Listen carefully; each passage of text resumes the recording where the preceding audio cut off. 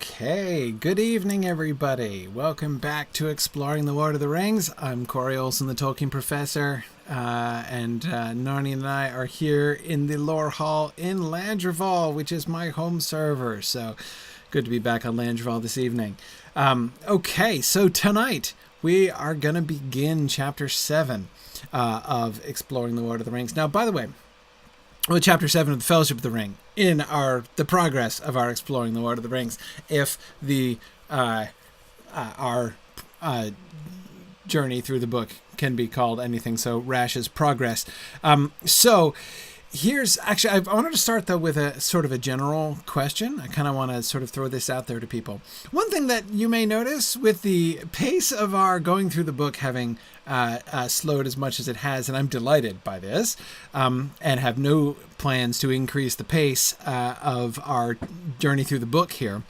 If you those of you who are familiar with the game world, you kind of do the math, you will realize we're going to run out of areas of the map to explore long before we get through the book. So my plan is to keep doing, the same kind of guided tours. I love thinking through, the Lord of the Rings online world as a sort of a sub-creative project, and thinking about its relationship to Tolkien's book. There's a lot to talk about there, and a lot, obviously, that we haven't covered yet. So it's not that we're in any imminent danger of running out of material there, but it's going to happen sooner or later, and I want to kind of mix it up too. So I just wanted to sort of throw this out there and see, because I know that many of you who know the game world really well as knowing the books quite well, and I just thought it might be interesting to field ideas from you guys and see what sort of suggestions you had and what you thought might be fun to do together in our field trips. If we can we might want to sort of mix in some other things. There are lots of things that we could do. Are there really interesting instances or quest lines that you think that you would really like to hear us discuss in the context of our exploration of the book here? Are there parts of the book that we could interestingly sort of reenact in the game in some ways? I think that would be really fun. We could do that. Other suggestions or ideas that you have about things that we could do as part of our in-game field trip experience at the end of the session, outside of one of those categories of things. So I just wanted to kind of throw this out there to you creative people and see if there are some other ways in which we could kind of diversify our field trip time. I think that would be really fun. So anything you'd like to hear me talk about, anything you'd like to do together, that would be really cool. So just wanted to kind of mention that. I would encourage you to post on our discussion board about this. Feel free to post some things in the questions for Narnian section, especially. Then I'll be guaranteed to see them. That would be fine. So any ideas that you have, again, lotro.mythgard.org is the address for that. So. All right. Festivals, says Hologro. Well, Hologro, I don't know that much. Festivals, I've not done much. And I've done the Yule Festival several times. And I think it's still pretty much the only festival I've ever done. So that's certainly something else that we could do if you are interested in doing festivals. I guess the summer thing is still going, Farmers Fair or something like that. I don't even do it. I don't even know. So, that's, so certainly open to suggestions. If that's something you guys would like to do, we could totally do that. I'm fine with it. Anyway, as I said, think about it. Post, if you have any ideas, post suggestions. Again, for me, this is just really fun to be able to explore the world, think it through, and interact with it in fun ways together. I think that's part of the fun of the whole thing. So, all right. But with that in mind, let us go ahead and jump back into the text here. So tonight, we're actually beginning Chapter 7, and talking about identity and recognition is the theme of the class tonight. Because, of course, we not only meet Goldberry, we've already met Tom, kind of. We're going to meet Goldberry and find out, and their recognition of her and sort of questioning of her identity is interesting. the Hobbit's own identity and their introductions to Goldberry are also interesting. And then, of course, we're going to get to, I hope, my goal is to get to Goldberry and Frodo's conversation about Tom Bombadil's identity. And if we are truly reckless in our career through these few pages here tonight, I'd also even like to look at some of Tolkien's own discussion of that passage where Frodo and Goldberry are talking, to take a brief sidebar into Tolkien's own reading of his book on that particular point. So that's my goal for tonight. We'll see if we can get as far as that. But first, there are several really interesting and quite long posts on the Questions for Narnian section. Some of them didn't fit exactly with what we were looking at today, and I may come back to some of them later on. Some others that I would just sort of commend to you. Matt, I was really interested in your comparison with Haute Desert, the fortress, the castle of Sir Berthelac in the Green Knight. Sir Gawain and the Green Knight. That's a parallel, Matt, that I don't think I would have thought of myself. But it's a really interesting one. I'm especially convinced by the description of how suddenly it appears in the middle of a very hostile wilderness, right? And at a moment when, Sir Gawain isn't exactly running down the path crying, help, help, help, but he kind of is, right? I mean, he's doing it, he's kneeling in prayer instead of running down the path, but he is calling out for help, having no idea where possibly to find what he's looking for. And then a thing, which isn't a thing that he's looking for exactly, appears right in front of him, right? Which is the castle. At least he doesn't think it's what he's looking for, right? He's looking for the Green Chapel, and it's not the Green Chapel. But of course, it's close enough, as it turns out. Anyway, so I do think that there are some interesting parallels there. I mean, I'm not wholly satisfied by the well, trying to figure out how to say this. Matt, you had talked about your analysis being half baked. So are my reactions to it. But one of the things that I find in Sir Gawain and the Green Knight, when Sir Gawain sort of crosses that barrier, right, from the wilderness where there are monsters and giants and things, and into the civilized confines, right, of Sir Berthelac's castle, it's very much a from the wild to civilization thing, and there's great merriment in that house. I mean, merriment is one of the primary things that dominates it. It's the merriment of Sir Berthelac himself and his household in general. They're just constantly feasting and drinking and playing games, right? Parlor games and stuff like toss the hat on the spear and things like that, right? So, and the laughter, oh my goodness, he's laughing constantly, right? So, to me, that's the strongest parallel with Tom Bombadil himself, is the emphasis on merriment. And yet there seems to be something that I don't know, the high culture element of Sir Berthelac's court. It's a very formal court, right? And Sir Gawain is accepted in as a paragon of knightly, not knightly virtues, but a paragon of civilized behavior, right? That he can demonstrate for them how polite and cultured people carry on. And just the whole flavor of that, of course, very different from Tom and from his household. So that's where the parallel really breaks down. But as always, and this is something I would say in general, this is not just about Matt's argument about Sir Gawain and the Green Knight, but in general, whenever people, and a lot of the questions that you guys have often, I very frequently get questions like this about source materials, right? What kind of, is Tolkien working with, is this a sort of an established myth or story that he's working into his story, all this. For me, and I've been saying this since literally my first podcast episode ever 10 years ago, and that is the thing when you're doing source criticism, when you're thinking about Tolkien's relationship with his sources, the question you always must ask is, so what? Like, okay, so there's a connection. If you can establish a connection, that's great, but that's not the end of the work. That's the beginning of the work, right? So what? Like, so what's interesting about that? What does that show us? What do we learn about that? Do we know now more about the story, having made that connection? Merely establishing a connection to sources doesn't really do much for me in itself. I mean, it's kind of a point of, unless it's simply a point of curiosity, like what thing might have inspired Tolkien's coming up with this idea. But I've never been very moved by that kind of curiosity, certainly never satisfied by that kind of curiosity. In particular, since I find that it seems to me that the path that branch of curiosity tends to lead people down is a path which not only is sort of stopping answering the so what question and just sort of making connections and leaving them there, not rather than using those connections as material to help you do a reading of the text and understand the story better. But in addition to the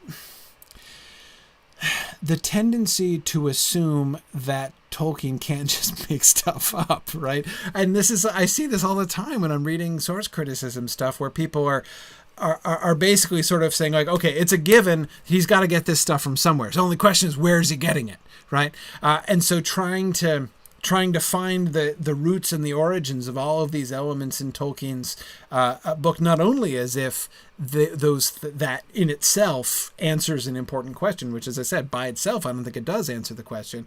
But in addition to that, as if it's a question that must be answered, like we must ferret out the roots of all of these things and the sources of all these things. And sometimes I just want to be like, dude, like maybe he just made it up, right? I mean, like he does that. Like there doesn't have to be a source for everything. There doesn't have to be an analog for everything. Anyway, so, and again, I'm not saying all source criticism does that, but it's kind of a tendency, once you kind of start doing that, once you start asking that question, where does this come from? What is he bringing in? What source material is he working for? Once you start asking that question, it seems to be sort of a natural kind of gravitational pull of that kind of inquiry. Anyway, digressing into very general theoretical issues now, but so back to Tom Bombadil. How does this help us to understand Tom Bombadil better? Well, I think for me, so Matt, coming back to your observations about Sir Gowron and the Green Knight, and again, I couldn't fit on a slide a bit of your really interesting analysis, so I didn't.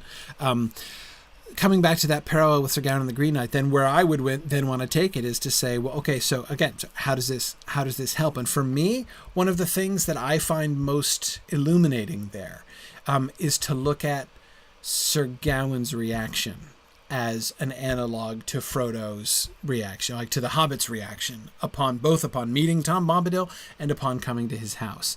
And because who Tom Bombadil is and who, Sir Bersalak the Green Knight ends up being is very different, and their agendas are very different, and they have some similarities, but to me the parallel that's closer and sort of more compelling in a way that leads me to feel like it could help me to really understand the story better is to look at Sir Gowron before he finds the castle, Sir Gowron's reaction to finding the castle, and Sir Gowron's like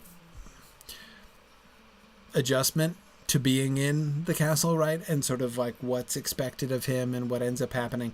Those kinds of things are to me a little bit, I think, sort of more illuminating in helping us to understand what might be sort of the framework to sort of inform the framework for Frodo and the Hobbits. Anyway, that was my I was going to say quick reaction. I guess that wasn't so quick, but anyway, Bruce had a question which does fit on a slide, so I want to read that one. And this is sort of an overlap. He's been following the Treason of Isengard class, which happens on Wednesday nights at the same time as this one. And he was pointing out when we were discussing Errantry, the Errantry poem that Tolkien wrote, the one which eventually evolves into Eärendil was a Mariner, Bilbo's poem in Rivendell. We spent 2 whole weeks and 4 hours talking about the different versions of that poem and how it came from the really weird but really fun, whimsical little diminutive fairy who marries, who kills spiders, fights dragonflies, and marries a butterfly, into Arundel was a mariner, right, in Rivendell. It's a fascinating, fascinating study. One of my favorite things. Anyway, so he says, I noticed the lines from version 4 of the poem, then slowly he on pillow cool let fall his head, and fast asleep he passed the weeping willow pool. And in this class, we're looking at Old Man Willow lulling the hobbits to sleep. The connection struck me. Is there some link between willows and sleep? Certainly I could imagine how the sound of the gently rustling branches could be very soothing as you take a nap in the shade of one on a summer's afternoon, but I was wondering if the medieval world had some more explicit connection that Tolkien was drawing on. And Bruce goes on to mention the connection with folk medicine and how, the bark of the willow tree is something that, has medicinal value and analgesic value specifically. But so is that a possible connection? Yeah. Well, so Bruce, here's my approach to this, right? Is first forget about the outside stuff. First, make sure that you see what's going on within Tolkien's own works, right? First, build the story from within Tolkien's stories, then compare outside, right? And so what Bruce is pointing out here is a really interesting connection, right? We have 2 points of connection. Do we find others? Do we have other reasons to sort of see willow trees associated with sleep and lassitude, right, in Tolkien's work? And the answer is yeah, actually we do. There's a third data point on that for that, and that's the willow area. There's the land of willows. Do you remember Treebeard's other poem, right? So he sings the Ent and the Entwife poem, but I'm not talking about that one. I'm talking about the earlier one that he sings. In the willow meads of Tessaranen I walked in the spring. That one, right? The willow meads of Tessaranen, the willow meads that he refers to in the opening line of that poem, is a region in Beleriand from the Silmarillion tradition, specifically in South Beleriand, down in the southern reaches of the River Sirion, down closer to the sea. Lowlands with marshes and pools and the river and the river delta running through it. So that land of willows barely comes into the published Silmarillion. I mean, there's I think one, or there's like it's referred to in the Of Beleriand and Its Realms chapter, which everyone reads very scrupulously, everyone's favorite chapter. But it doesn't come into the stories very much. It doesn't come into the action very much. In the earlier versions of the Silmarillion, it featured much more heavily. It was a much more central part of the story, and in particular, the story that featured the Land of Willows most centrally was the story of Tuor and the fall of Gondolin. You remember if you remember the story of Tuor in the published Silmarillion, he kind of lingers. Remember there's that moment near the beginning of the story when the swans fly overhead? Because he's been kind of hanging out, right? But he's hanging out up in the north before he gets to Vinyamar, where he has his encounter with Olmo. And the swans fly overhead, and he's like, oh, I've lingered here too long. I better go follow the swans. And so he follows the swans down to the sea, finds Vinyamar, and that's when he has his dramatic encounter with Olmo rising up out of the storm-tossed surf, right? And he has that very intimidating confrontation with the god of the sea, who gives him his task. Now, originally, that whole sequence, the whole sequence I just described, happens in the Land of Willows. So he has been traveling, and he's way down in the south of Beleriand, and he's hanging out in the land, and it's in the Land of Willows that he's delaying, right? That he's lingering down there in the Land of Willows, just kind of chilling and hanging out down in the Land of Willows. And it's there that Olmo rises out of the water, this time not dramatic storm-tossed surf, but just like the cool, placid water is like the Withywindle, right?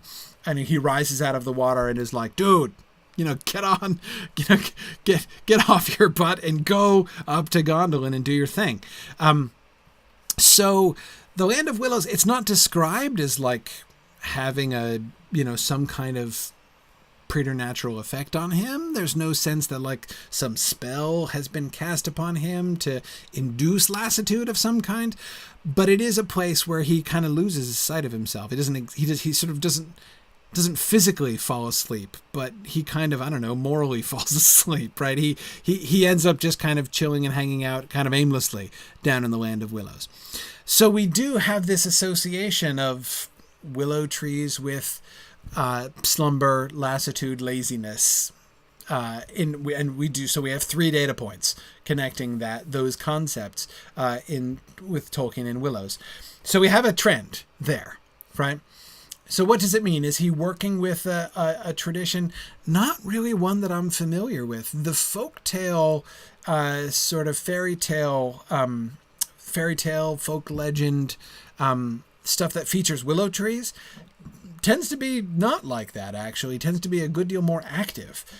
Willow trees, you have to be careful about willow trees, but the reason you have to be careful about willow trees in traditional fairy tales and folklore and stuff is that they're likely to come after you. Like, willow trees are known to walk around, specifically to like sneak up behind you and get you. So, they tend to be, so the idea of Old Man Willow, like the idea of a malevolent willow tree, which is out to murder you, is like, that's based upon, I mean, there is basis for that in traditional folklore. That doesn't come out of nowhere.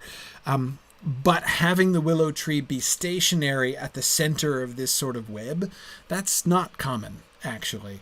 And I don't know of, I mean, goodness knows I'm no master of this, folklore and fairy tale tradition. If anyone knows of any, feel free to let me know it. But I don't know of any traditional connection in folklore between willows and drowsiness like this, and in the induction of sleep in this way. So that seems to be it seems to be a thing that Tolkien is definitely doing with willows. B, I don't see necessarily a cognate for that, or a source for that in fairy tale traditions. So that seems to be a thing Tolkien's making up there, as far as I can see. All right. Good.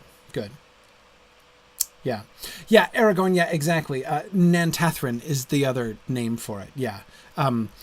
Tessaranan, I think, is the Quenya version, and Nantathrin is the Sindarin version. I believe that's the difference there. Yeah.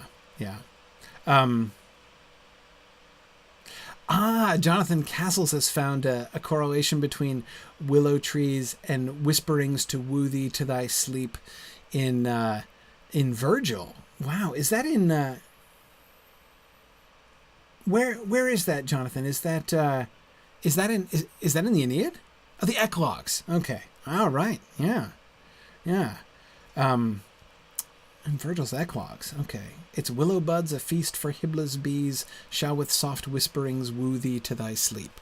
There you go. Okay, well, Virgil's Eclogues, likely something Tolkien would have translated. When he was in school, likely something he would have translated. Virgil's Eclogues are pretty standard stuff for, boys who are learning their Latin verses. So quite likely he would have come by that verse. Interesting. Yeah.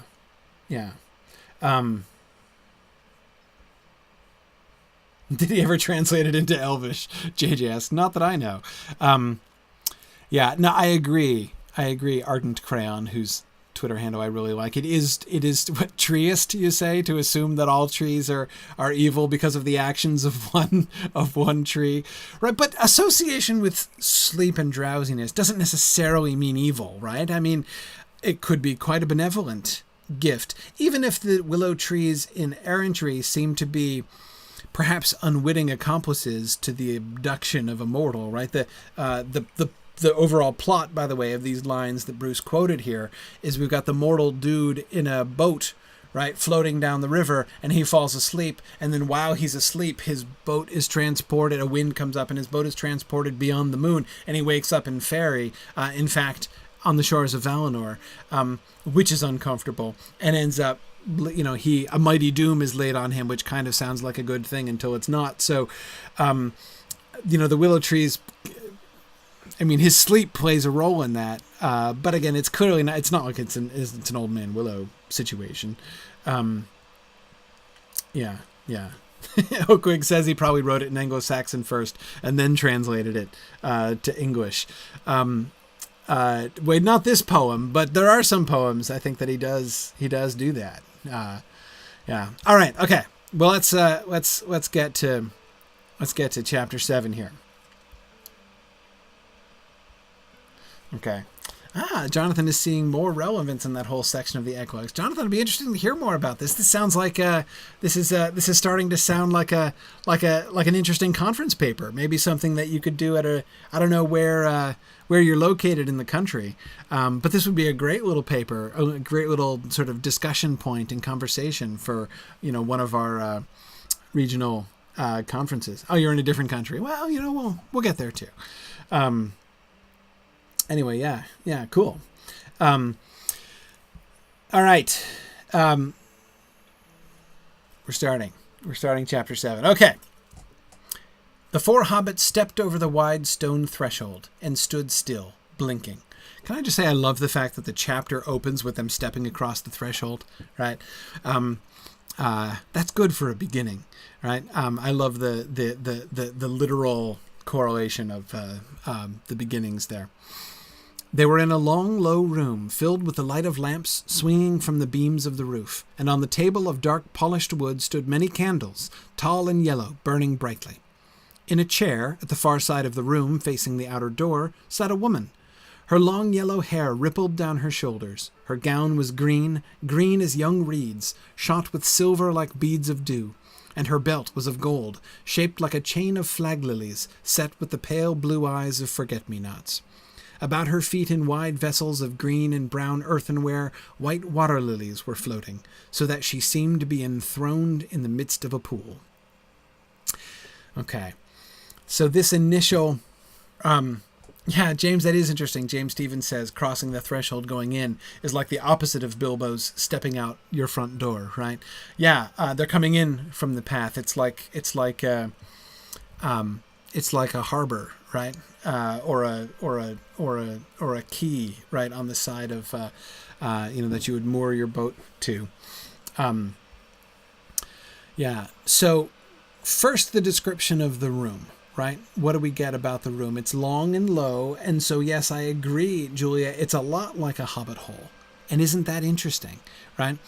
The first alien house that the hobbits go to, they've just left Crick Hollow, right, and crossed this boundary, and they've been in this wild place, and the first home they go to, which is not a hobbit home, looks exactly like a hobbit home, long and low, right? At least the initial room is going to make them feel right at home, and it makes me wonder, right? It makes me wonder how much has Tom Bombadil accommodated himself to his neighbors? And the other thing that leads me to wonder that is Tom's name, right? Tom's name is already a way in which he seems to be accommodating himself to his neighbors. Tom Bombadil that's a very hobbity kind of name. I mean, not that there are any, there's like a Bombadil clan among the hobbits, but Tom is very much a local kind of name, both in the Breeland dialect and in the Shire. And he, he doesn't speak Elvish. He speaks the language of the hobbits, right? There's no language barrier apart from his nonsense words, which might be a language barrier, but still. So his name is a hobbity kind of name. His house is a hobbity kind of house. So I think that that's interesting. Blue Wizard is suggesting maybe he influenced the building of the Shire. I can't imagine that. That the hobbits in the Shire are emulating the house of Tom Bombadil. I mean, of course, chronologically, obviously, it's perfectly possible. But I can't see enough hobbits to have known about him. And yes, exactly, Arden Cran, he does have many other names. We know many other names that others call him, in other places and other times. So absolutely, he does. Yeah.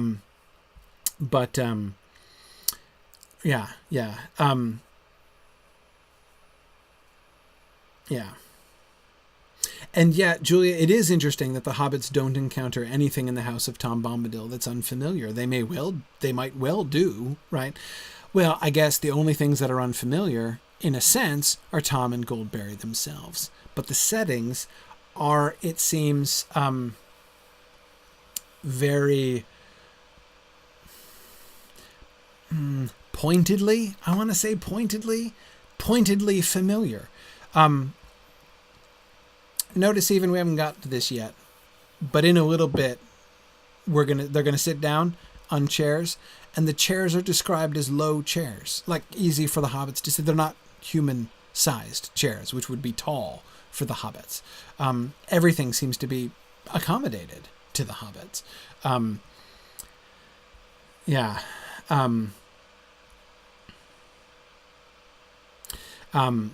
Tungo says the candles stand out somewhat. Yes, Tungo, I agree. They're certainly emphasized. They were in a long, low room filled with the light of lamps swinging from the beams of the roof, and on the table of dark polished wood stood many candles, tall and yellow, burning brightly. The number of the candles is emphasized, right? But the main thing I take from the candles, especially, of course, coming sentence after the description of the lamps, is the light, right? Also, and we're initially, this is something that we're already sort of expecting, right? Because the light was the thing that was emphasized. They saw the light coming up the hill, right? From the darkness of the woods, they could see the lights of Tom Bombadil's house looking so friendly, peeping out at them. They've come across the threshold, and the first thing they do is blink, right? Because they're suddenly in comparatively blinding light. And that's what's emphasized, right? And it's not magical light. It's natural, familiar light, right? Lamps swinging from the ceiling and lots of candles standing on the table, right? So in that sense, it's northern, it's normal light. It's not like magical light or radiance of some other kind. And Arden Cran, good question. Have the hobbits at this point met any other big folk other than Gandalf? No, I don't think so. I don't think there's any evidence that they've ever met a human being otherwise. Yeah.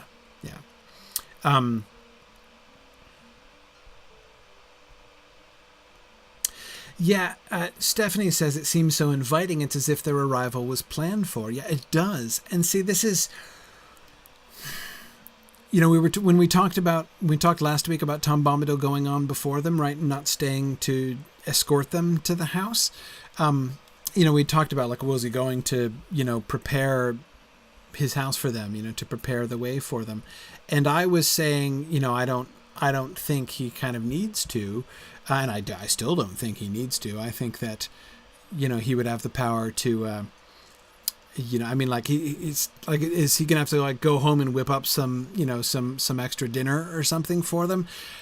Nah, I don't think he's got to put a whole lot of effort into that. Indeed, it seems instead like he's accommodated his entire house to them, potentially. Is this what Tom Bombadil's house always looks like? Would it look different if somebody else came to visit? I wonder. It might look different. Who knows? I don't know. And we can't prove it because we only see it once, right? But it doesn't seem to me at all impossible that Tom could do that. But at the same time, I'm not sure it's not quite as Hobbit-centric as all that. There's no evidence it has a round door or anything else that's, like, uniquely Hobbit-like, right? It's just non-imposing. It's just friendly. And then there's Goldberry herself. On the one hand, this is the thing that we get, I think, from her description right away is familiar, but also strange. On the one hand, there's no element in here that's bizarre, right? There's nothing weird about her. In fact, everything about her is they're all familiar elements, right? And look at all the similes we get. Her long hair rippled down her shoulders.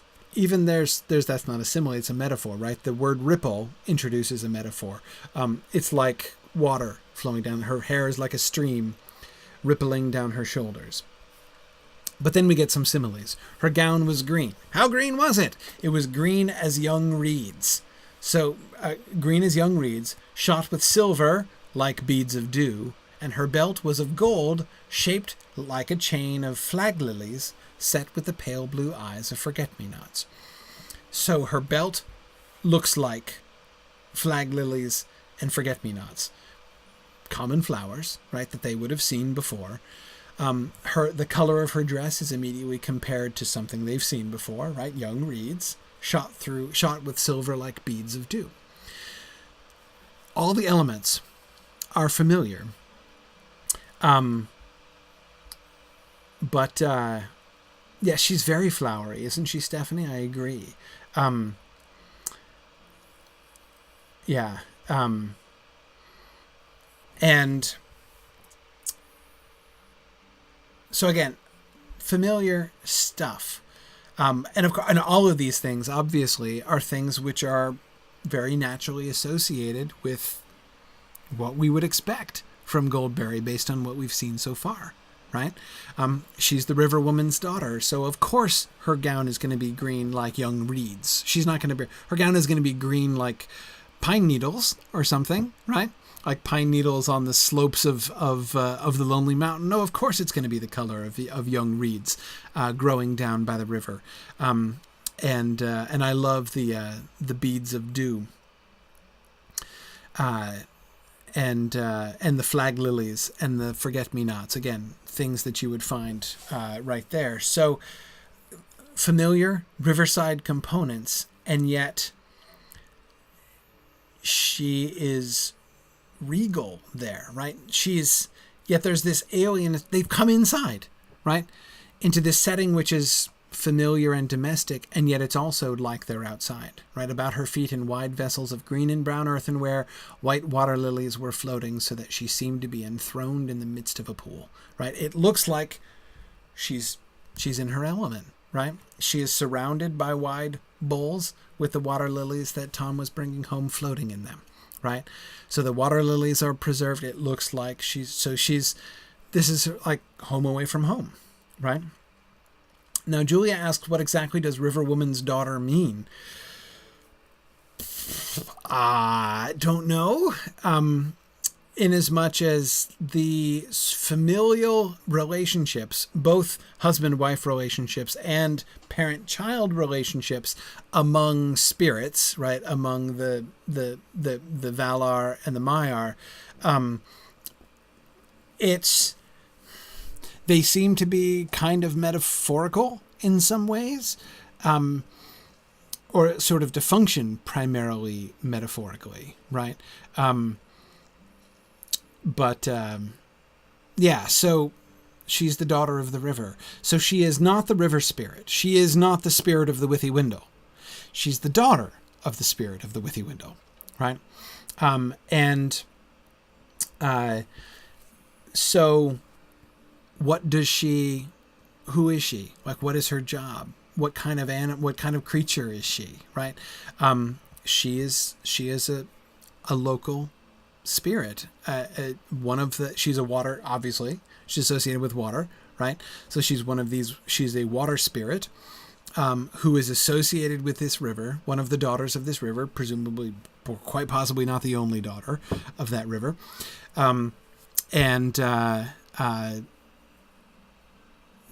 So a river nymph, essentially. Yeah, now nymph is a Greek word, right? And as soon as we say nymph, it's hard not to be thinking in kind of Greek and Roman terms. That's not necessarily exactly what she is, but that's the idea, essentially. It's that kind of thing. Interestingly, one thing I just wanted to share really briefly, uncovered some really interesting evidence in the Treason of Isengard in last week's class, that really suggests that Tolkien thought about thought about the spirits like the Maiar this way, and thought about Middle-earth in general this way, as being sort of inhabited by local spirits of this kind. And the reference in the Treason of Isengard that we came to was when Legolas is talking about Holland, when he's traveling in Holland, and says the elves of this land were of a kind that were strange to us of the woodland, us sylvan folk of the woodland realm. That's what he says in the published Fellowship of the Ring. In the original draft, he said, the spirit of this area is one that is alien to us of the woodland folk. In other words, the dominant spirit of this land is a spirit of stone.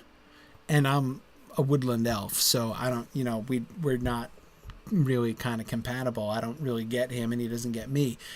If it were a woodland spirit, then okay, then I'd be able to probably, hang with him more and talk with him more. Legolas still talks to the stones. The stones talk to him and tell him stuff. High they builded us, right?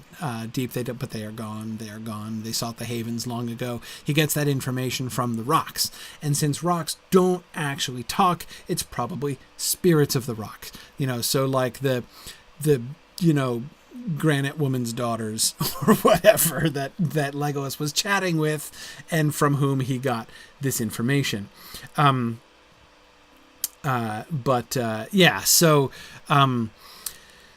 it's I think it's pretty clear that Tolkien imagined at least initially imagined, certainly when he invented Goldberry and wrote almost all of these passages that we're reading here, he had achieved the published version fairly early on while he was still in this stage.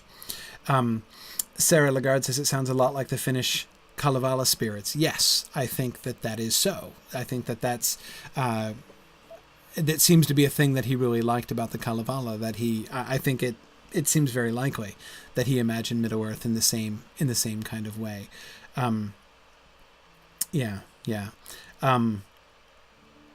Children of Carothros, JJ asks. Yeah, well, Carothros is different. He's a different spirit, I think, than the one that lives in Holland, but a similar kind, right? Julia asks, when was Goldberry invented? Early on, some of the Valar had children. Was Goldberry invented around that time, or was she later?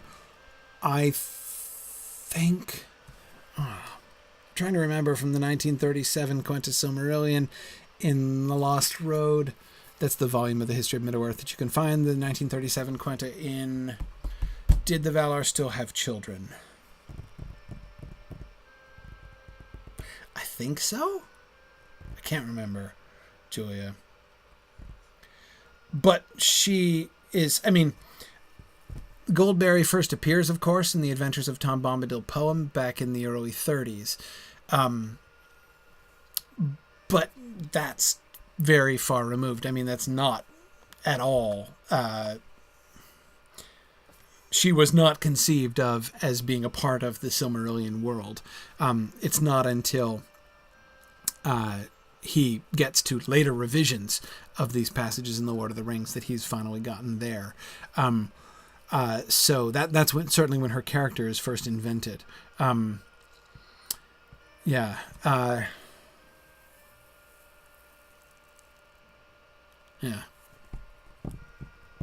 I'm not sure about that, but they certainly, whether or not they still have children in Tolkien's mind at this point, they still definitely have people, right? Like spirits associated with them.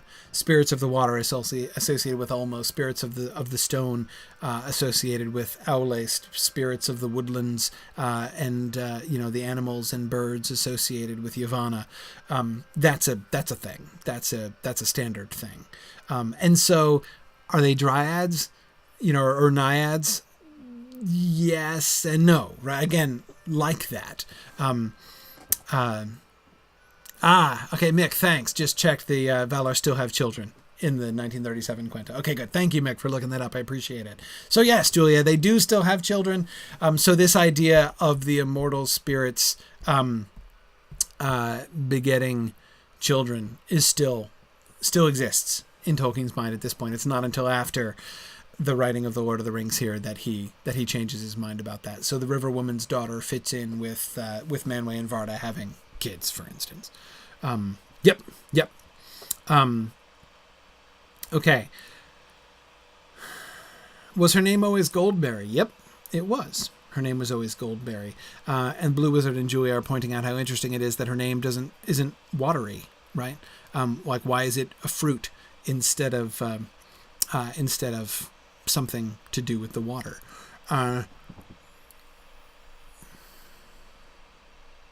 Tony thinks that Goldberry was a name given to her by Tom. I'd have to go back and reread the poem again. He may be the first one that names her. The one who says her name. I don't know that means he's necessarily, appointing that name for her at that moment. It's possible that it's Tom's name for her. Merry Yellow Berrio. Tongo, yes, her hair, is gold. So, but why berry? That's the real question there, right? Yeah. So,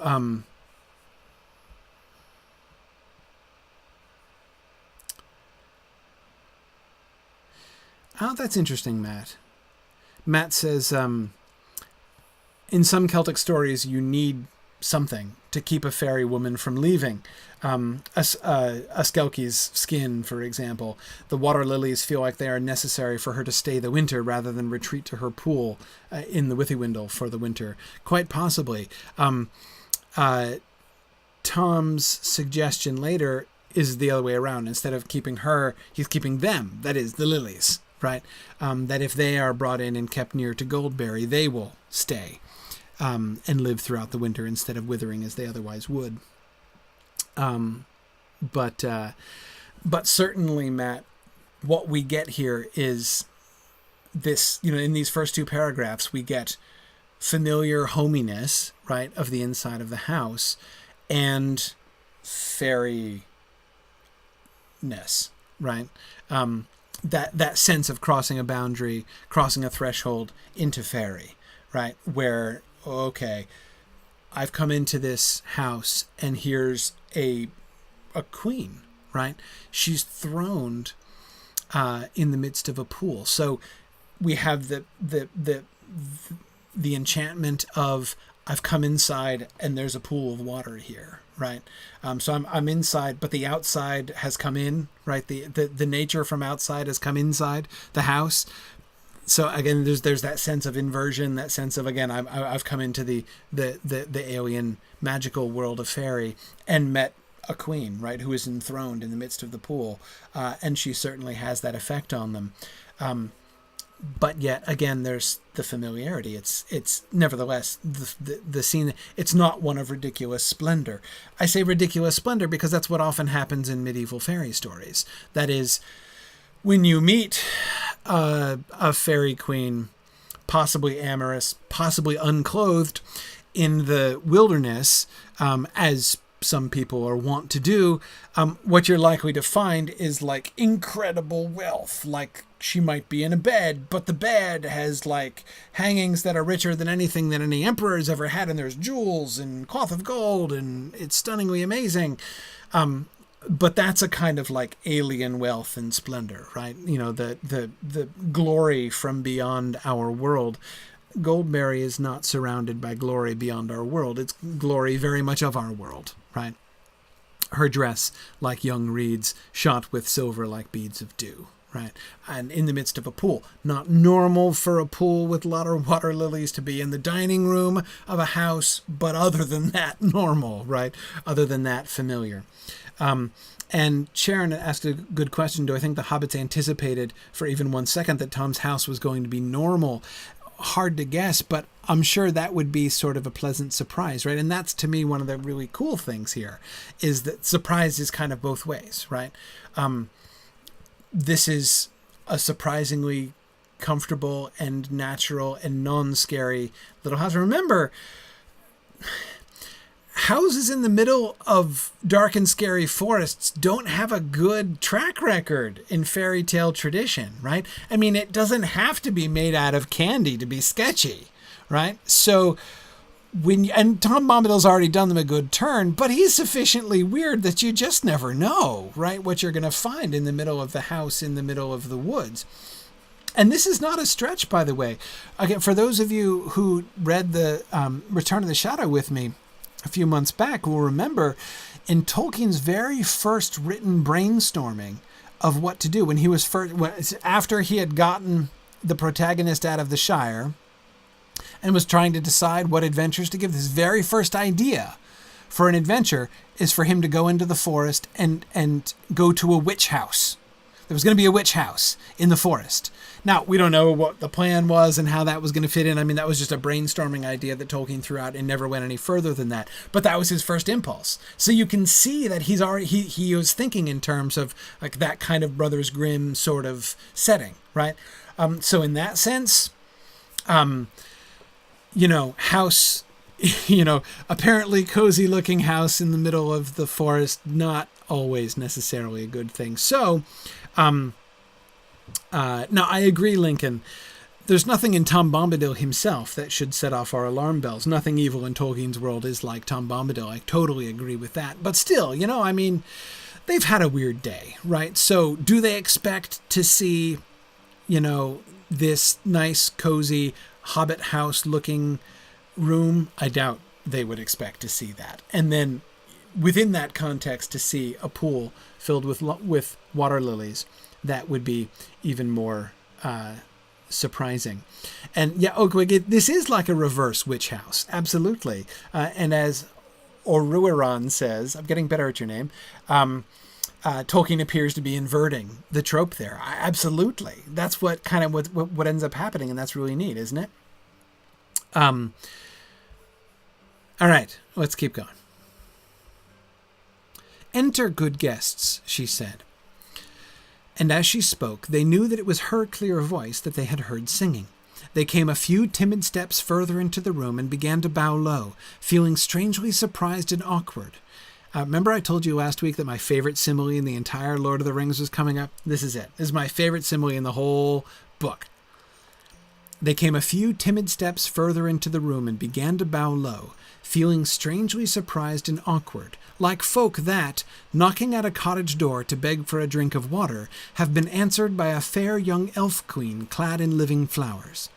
But before they could say anything, she sprang lightly up and over the lily bowls and ran laughing towards them, and as she ran her gown rustled softly like the wind in the flowering borders of a river. "Come, dear folk," she said, taking Frodo by the hand. "Laugh and be merry. I am Goldberry, daughter of the river." Then lightly she passed them, and closing the door, she turned her back to it, and with her white arms spread out across it. "Let us shut out the night," she said, "for you are still afraid, perhaps, of mist and tree shadows and deep water and untamed things. Fear nothing, for tonight you are under the roof of Tom Bombadil." Now, first of all, I'll come back to the simile because it's awesome. But thinking of what we were just talking about the witch house and the inverted witch house, what she does is potentially a little freaky, right? I mean, yeah, Julia, exactly. I mean, think of what she does. So they've just come inside, and as soon as they've stepped inside, she jumps across, runs around behind them, closes the door behind them, and spreads her arms out over the door, between them and the door, right? Now, that could be seen as threatening, right? Like, you are mine. You are in my trap now, and there is no escape. That's just what a witch would do if you came to a witch house in the middle of the forest, right? But, of course, notice what she's doing. What does she say? Let us shut out the night. She's not shutting them in. She's shutting the night out, right? Let us shut out the night, for you are still afraid, perhaps, of mist and tree shadows and deep water and untamed things. Fear nothing, for tonight you are under the roof of Tom Bombadil, right?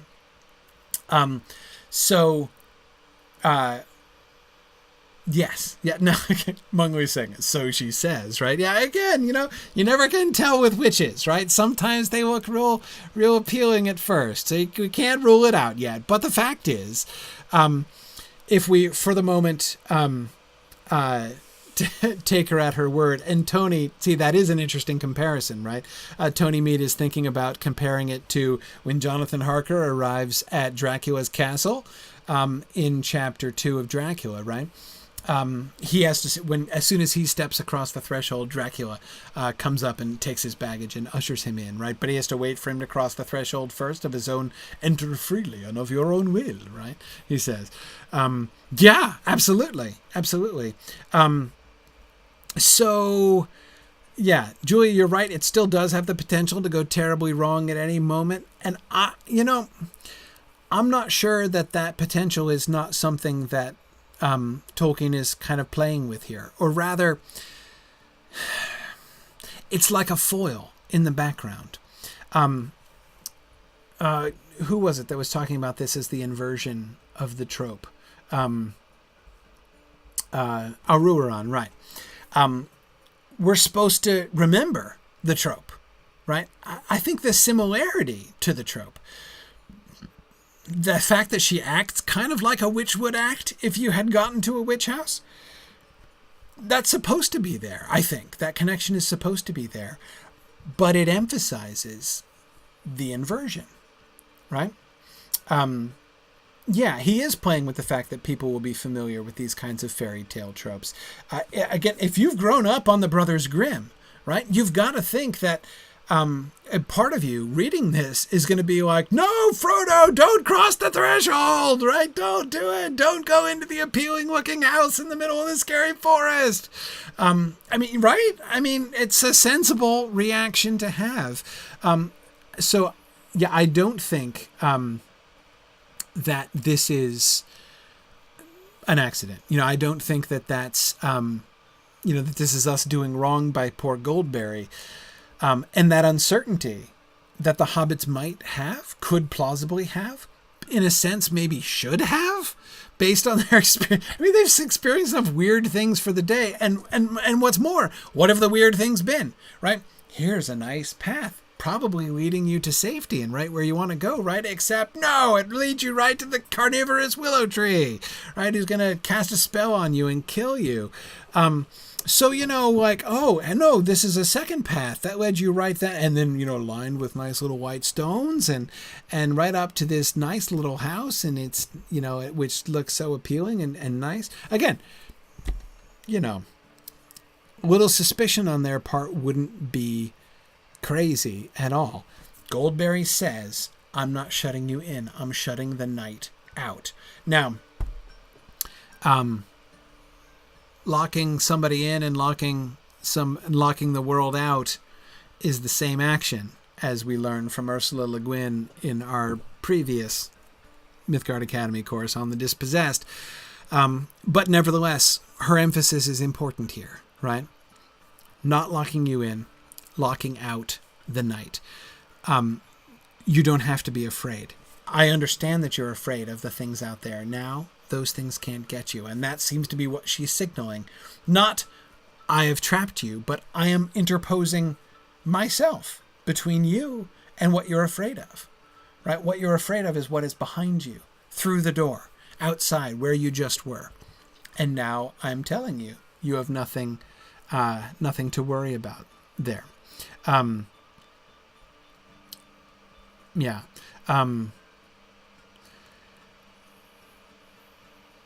Jonathan, is that more familiar? Yeah, being welcomed as a guest in a home is a big deal in many traditional folklores. So, yes, yeah. And that's one of the things, by the way, that makes witches so bad.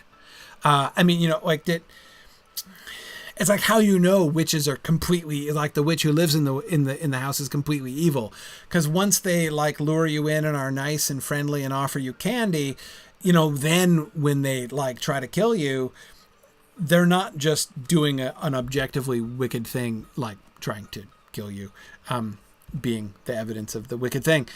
It's not just that; it's that they have broken the laws of hospitality. They have taken you in as a guest and treated you as a guest and then betrayed you. And that's a seriously big deal. Yeah.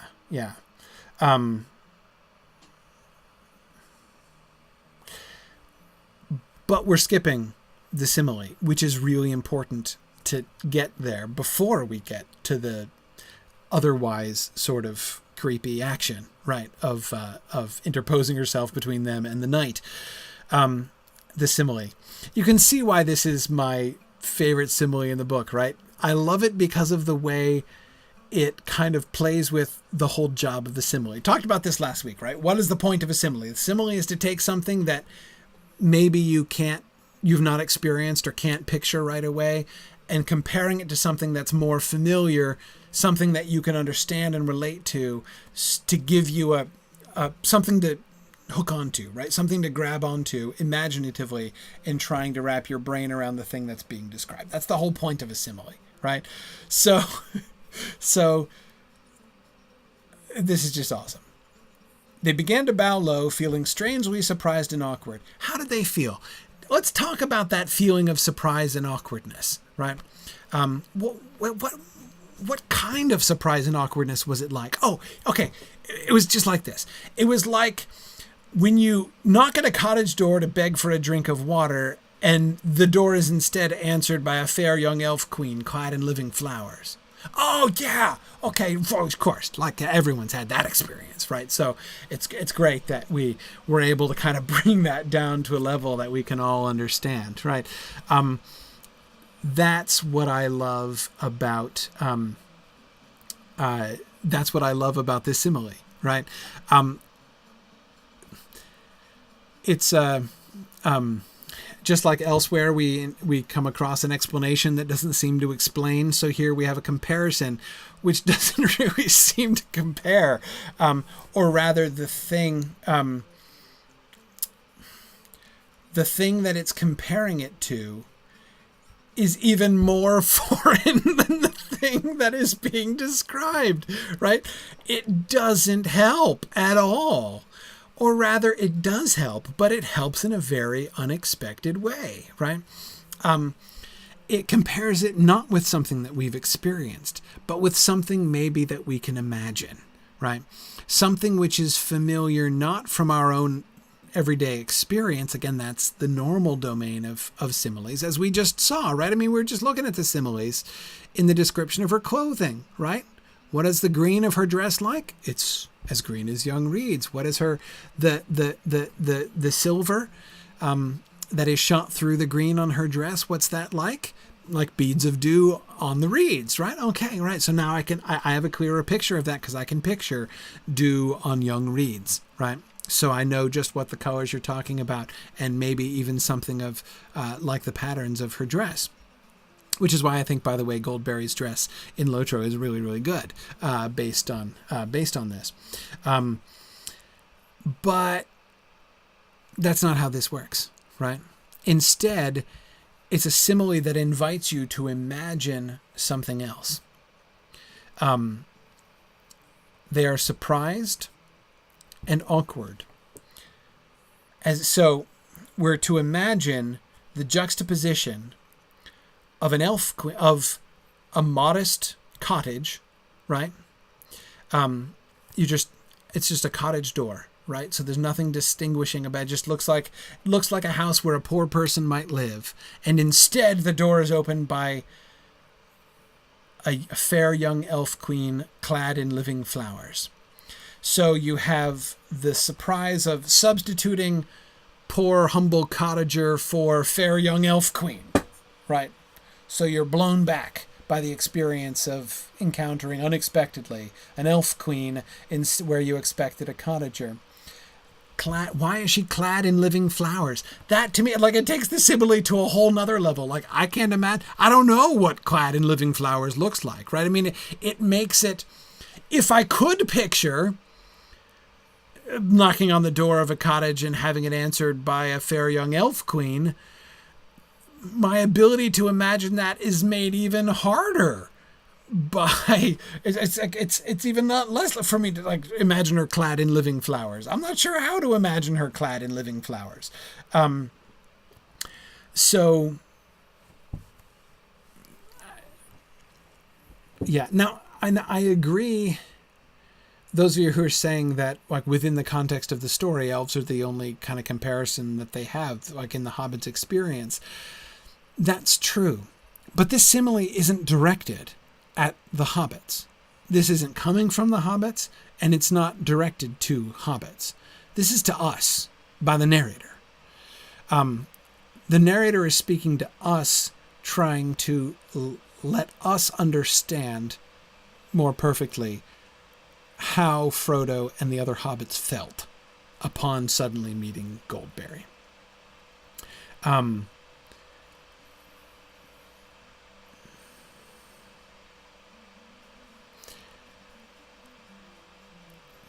Yeah, Lincoln is saying the thing of the clad in living flowers are those flowers that are still growing.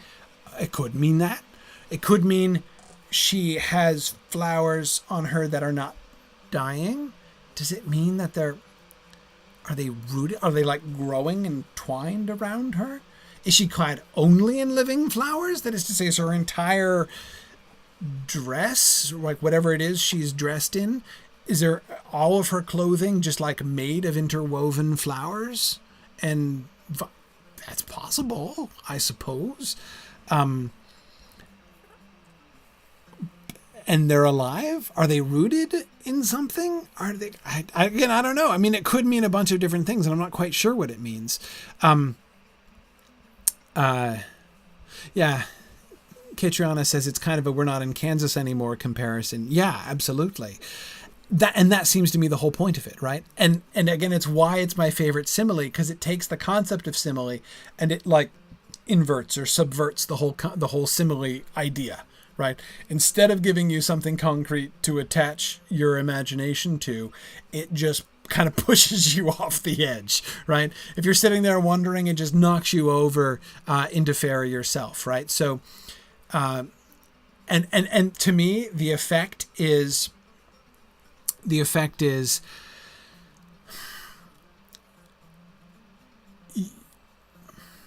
it has on me, the reader. I'm so surprised by the simile. Right? Because as soon as he says, like folk that, right? I'm like, okay, great. Like folk that, please give me something to latch onto, right? But I don't get it. Instead of the simile that I expect to get, I get something totally different instead. And that's the whole point, right?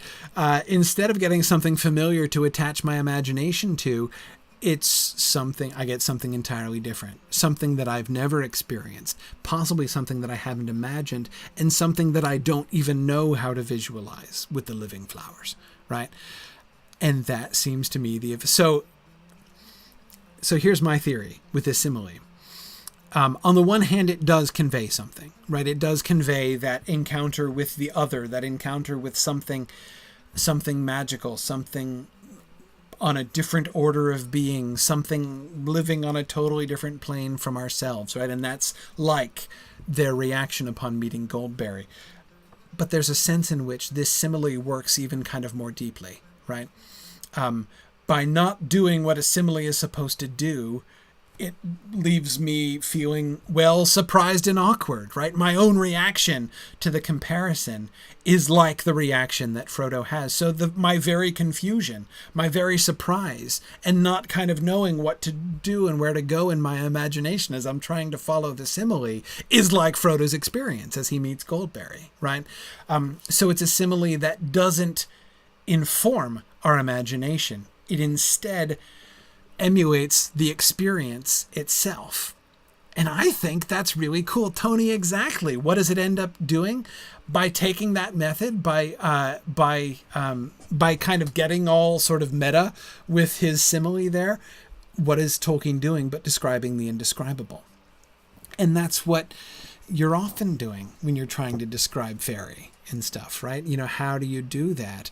And this is a pretty cool way of trying to describe the indescribable, because it's not the words, right? Because you aren't going to find words that really nail down the whole idea, in a sense, right? The whole idea of a simile to describe this experience is crazy, right? You know, the experience of coming face to face with Goldberry is like what? What exactly is it like? What in your life that you have experienced is going to compare to this, right? I mean, you know, just saying, like folk that fill in the blank. What is it like, right? Nothing that you can be. So again, and so Tony, it's exactly right. It's not describable. There isn't going to be an experience that you've had that's going to nail this, right? So instead, he does a completely different thing. Exactly, Tony. It's about the feeling that the observer has, not what they are seeing. Yeah, exactly. Yeah.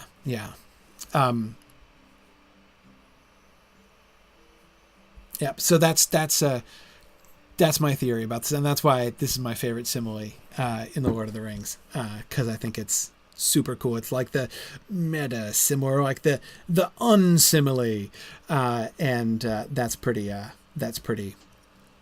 cool. It's pretty fancy. All right, let's keep going. We may get through 3 slides tonight, which is pretty exciting. Frodo's enchantment. The hobbits looked at her in wonder, and she looked at each of them and smiled. "Fair Lady Goldberry," said Frodo at last, feeling his heart moved with a joy that he did not understand. He stood as he had at times stood enchanted by fair elven voices, but the spell that was now laid upon him was different. Less keen and lofty was the delight, but deeper and nearer to mortal heart, marvelous and yet not strange. "Fair Lady Goldberry," he said again, "now the joy that was hidden in the songs we heard is made plain to me. O slender as a willow wand, O clearer than clear water, O reed by the living pool, fair river daughter, O springtime and summertime and spring again after, O wind on the waterfall and the leaves' laughter." Suddenly he stopped and stammered, overcome with surprise to hear himself saying such things, but Goldberry laughed. "Welcome," she said. "I had not heard that folk of the Shire were so sweet-tongued. But I see that you are an elf friend. The light in your eyes and the ring in your voice tells it. This is a merry meeting. Sit now and wait for the master of the house. He will not be long. He is tending your tired beasts." Okay.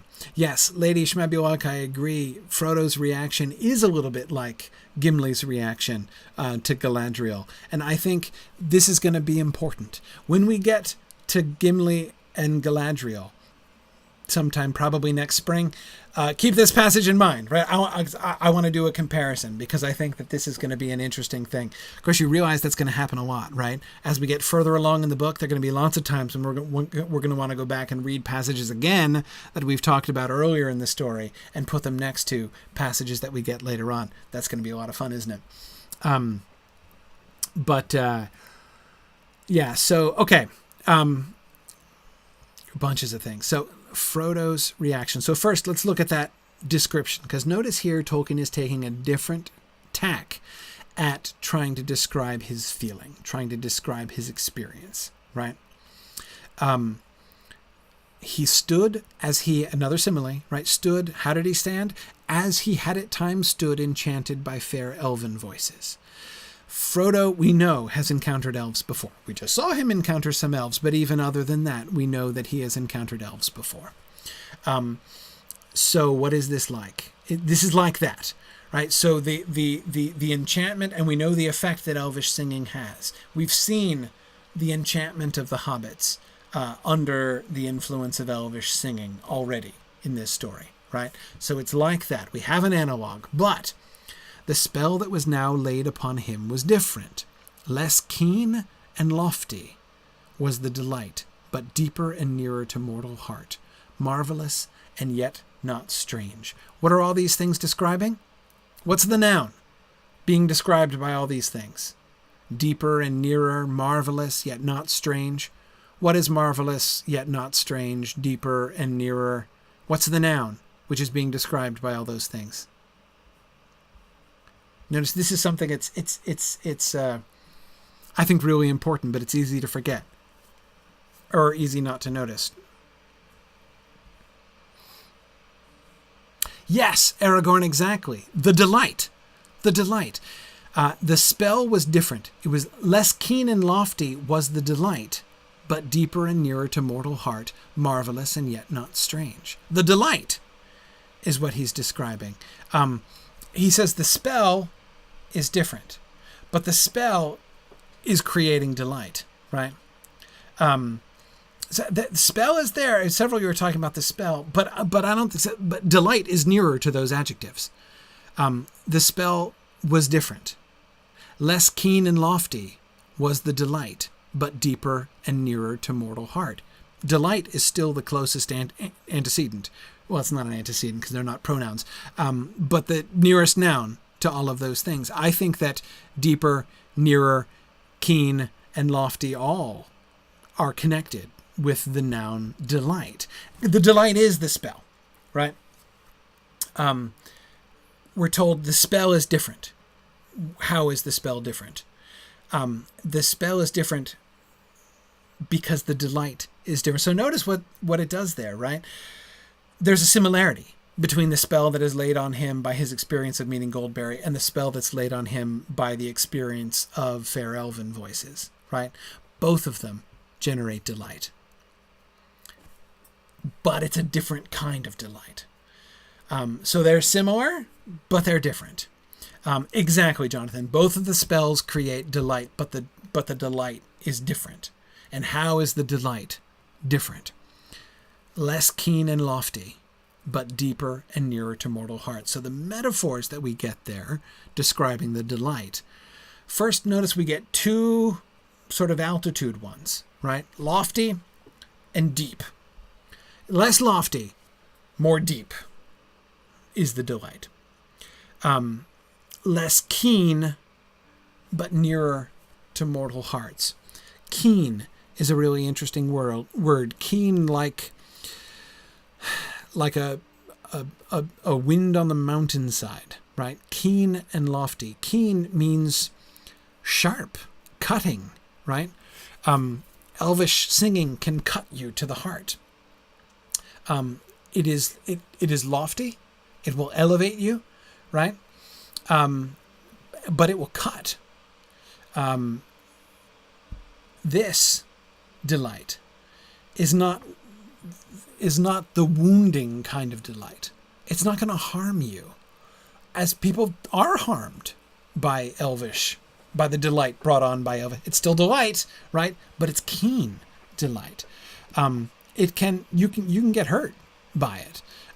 We see that in lots of fairy tales, don't we? Remember, again, Gimli feels that way.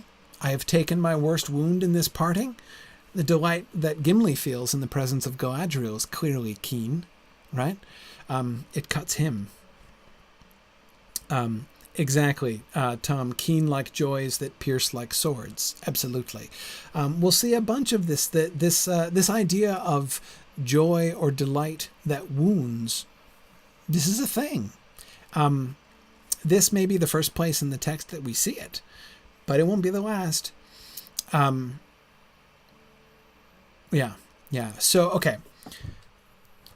Lofty, keen, deeper, and nearer to mortal heart. So instead of that image of keenness, we get proximity, right? It's deep and it's near to mortal hearts. So it's marvelous and yet not strange, which is really neat. Marvelous. It's wonderful.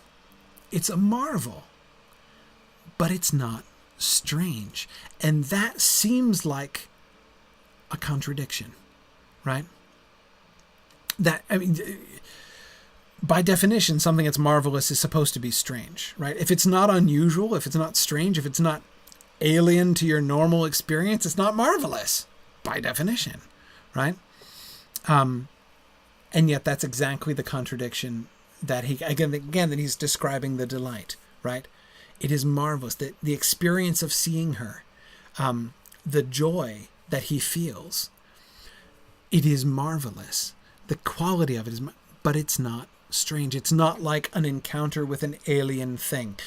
That's what happens when you meet elves, right? And when you hear fair elven voices, it's beautiful, it's delightful, it may bring joy, but it's definitely you encountering something which is fundamentally other to yourself, right? Goldberry, not so. There is something in her, something in the experience of encounter, something in the joy and delight inspired by her, which is a wonder, but it's not strange. It's not other. It is nearer to mortal heart. The quality that he's getting at is really fascinating. And again, this is, I come back to the dryad naiad thing, right? The spirits of the river, right? What does it that mean? You know what? If you know the countryside, right? Anyone who has ever walked in the woods and come upon a stream and marveled at the beauty of the stream and experienced the kind of delight that, like, romantic poets were always very fond of, right? The experience of seeing the stream and the landscape and everything, and the kind of delight and joy that may bring up in your spirit when you see that. We do know that. That is something that's familiar to us, right? That is, in a sense, like, so we've encountered that. And then when they meet Goldberry, they're meeting what? The source of that, right? What they had always loved about streams, now, like, the essence of it becomes clear to them. Now they understand why they had that reaction to streams, if you see what I mean. Because notice, that's exactly Frodo's reaction, right? Now the joy that was hidden in the songs we heard is made plain to me. Now, he's talking about the songs in Tom Bombadil's songs, right? Now I get Tom Bombadil singing, right? Because he has experienced the joy of meeting Goldberry too. But again, that whole idea of now the joy that was hidden is made plain is part of the reaction that he has, right? Now I understand joy that I never really understood before. Seems to be part of the point. Yeah. I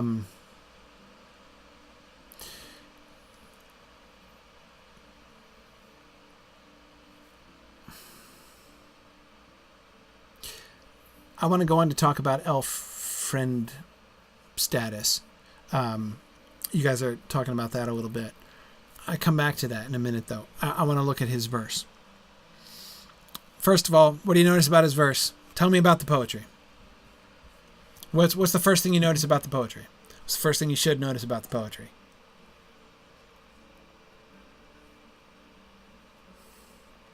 What's the form of the poetry? Is he speaking in Hobbit meter? Rhyming couplets. Yeah. What's the form of the poetry? What's it like?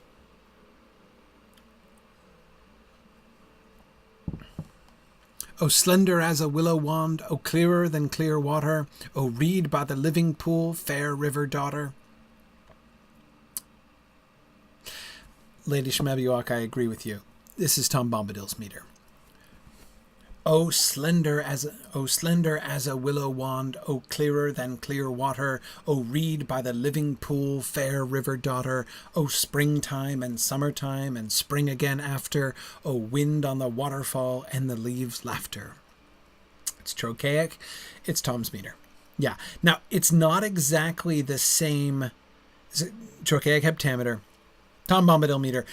It's not exactly the same form that Tom Bombadil's had. It's distinct. One of the most distinctive elements of Tom Bombadil's singing is not just the trochaic heptameter, but the way he does those spondaic syllables at the beginning, right? Old Tom Bombadil, Tom Bombadillo, right? Having those multiple stressed words at the beginning of the line, that's very characteristic of Tom's line, right? As well as having the tendency to have a caesura in the middle of the line. Those are the two of the characteristics, sort of the idiosyncrasies of Tom's verse within this metrical structure. What we get, Tony, as you say, the O's give us that beat at the beginning. But it's not the same. Tom has 3 beats, usually. Old Tom Bombadil, right? Hey, come, merry doll. That's how Tom tends to start his lines, with those 3 syllables. Frodo doesn't do that. He starts it with 2. Oh, slender. Oh, reed. Oh, spring. Oh, wind. Right? Similar, but it's 2. It's not 3. Right? But that's fine. Right? This isn't Tom's verse. This is Frodo's verse. It's in Tom Bombadil meter. Right? But it's distinct. And why the O's? The O's tell you very clearly this is all addressed to Goldberry. Remember we were talking about Tom's verse, like is he addressing Goldberry? Is he not addressing Goldberry? With Frodo, there's no question. He's addressing Goldberry, right? That's what the O's indicate. They indicate direct address, right? Oh, slender, or he's, or not I mean, it's apostrophe, talking about her, but this is clearly directing his speech about and at Goldberry. Yeah. Tom says, even under enchantment, hobbits just can't handle spondies. Yeah, exactly. Now Matt is pointing out with the O's that it sounds like oh, Elbereth Gilthoniel, right? It sounds like the elf poetry earlier on. Yes. Is it an influence, or is this... I mean, of course, this is the same kind of thing, right? I mean, I would be tempted to say, Matt, that... I'd be tempted to say that the parallel works a little more deeply than that. That is, just as the elves were addressing and singing out to Elbereth, right? O Elbereth Gilthoniel, and remember, Frodo said that's how you could tell that they're high elves, right? Because they're singing out to Elbereth. So Frodo sings out to Goldberry. And there seems to be a parallel there, that he is addressing her as like, here's me using similes, right? Like the high elves were addressing Elbereth in a similar kind of way. Yeah. Yeah.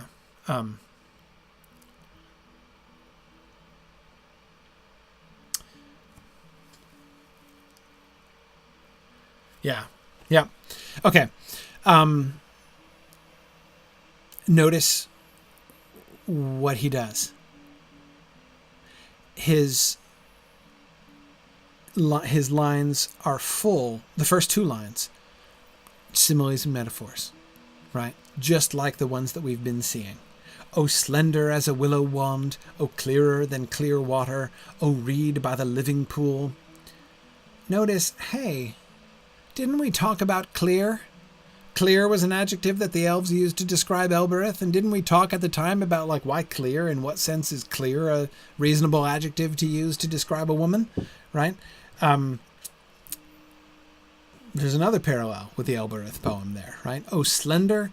So what does he praise about her? Her slenderness, her clarity, and oh, reed by the living pool. That's just metaphor. That's not even, there's no simile involved at all there. He's just saying she's a reed by the living pool, fair river daughter. Acknowledging what? Her mom? Right?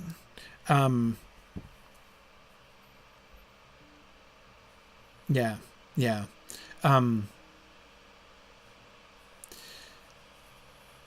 Yeah, exactly, Sharon. Clear as in without blemish. Yes. But again, I now can't shake the Elbereth connections there. But again, it's not clear like starlight. It's clear like clear water. Deeper, nearer to mortal hearts, less keen and lofty, right? And yes, Arthur, being in her presence is always like spring and summer. Springtime and summertime and spring again after. It's like the turning of the seasons, right? But only the good ones, right? Only the warm and pleasant ones. Yeah.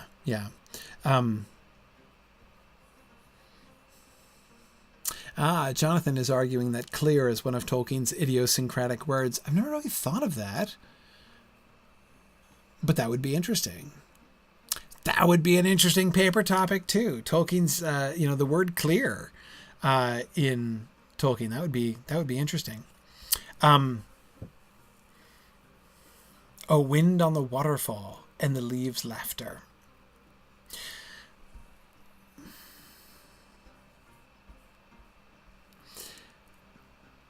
Notice how the comparisons are getting more abstract.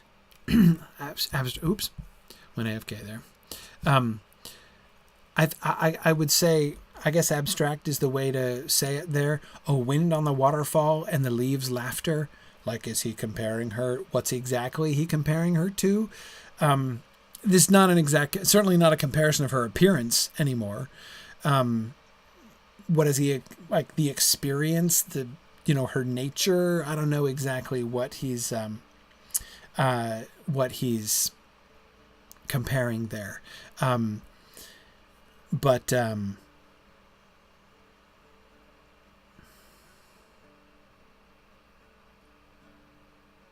Yeah. A wind on the leaves' laughter is one thing. I agree, Oakwig, that wind on the waterfall is evocative, but I don't know of what. I feel like Alice through the looking glass. It seems to fill my head with ideas, but I'm not quite sure what they are. Now Sarah Lagarde reminds us very appropriately, we've just heard leaves' laughter, right? We heard the laughter from the leaves of Old Man Willow as he was laughing in derision at Frodo as Frodo was kicking him, right? Presumably this is different. And interesting that Frodo would use that comparison, right? Would use that simile or metaphor there. It's true that wind on a waterfall would cause mist and rainbows, Tom. So we could have these associations with that. Though, of course, if there's too much wind, it would disturb both mist and waterfalls, right? It would prevent a waterfall.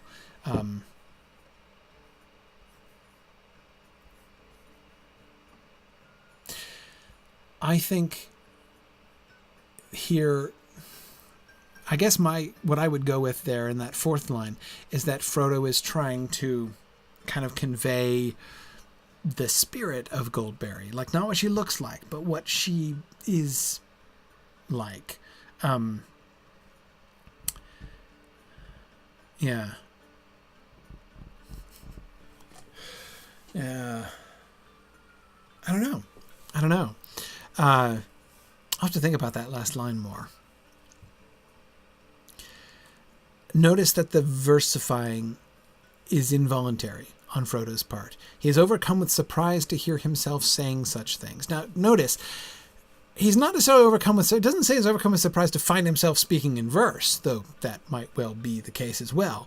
He's overcome with surprise to hear himself saying such things. Because you have to admit it's a bit cheeky, right? I mean, he's just met Goldberry and he's composing verses to her. Oh, slender as a willow wand, oh, clearer than clear water. I mean, come on now, right? Like that's, is that appropriate? You know, it is. When what's more, not only is she a spirit being who is kind of it's like meeting a fair young elf queen right in the door of a cottage, but she's also married, right? So, you know, I mean, it's I can say it's a little bold on his part. Yeah, exactly. Catriona points out he walks into Tom's house after Tom saves them and starts flirting with Tom's wife. Yeah, exactly. Yeah, so it's, I think that's the point. You know, Julia's chiding Frodo for his lack of propriety, but that's the thing, right?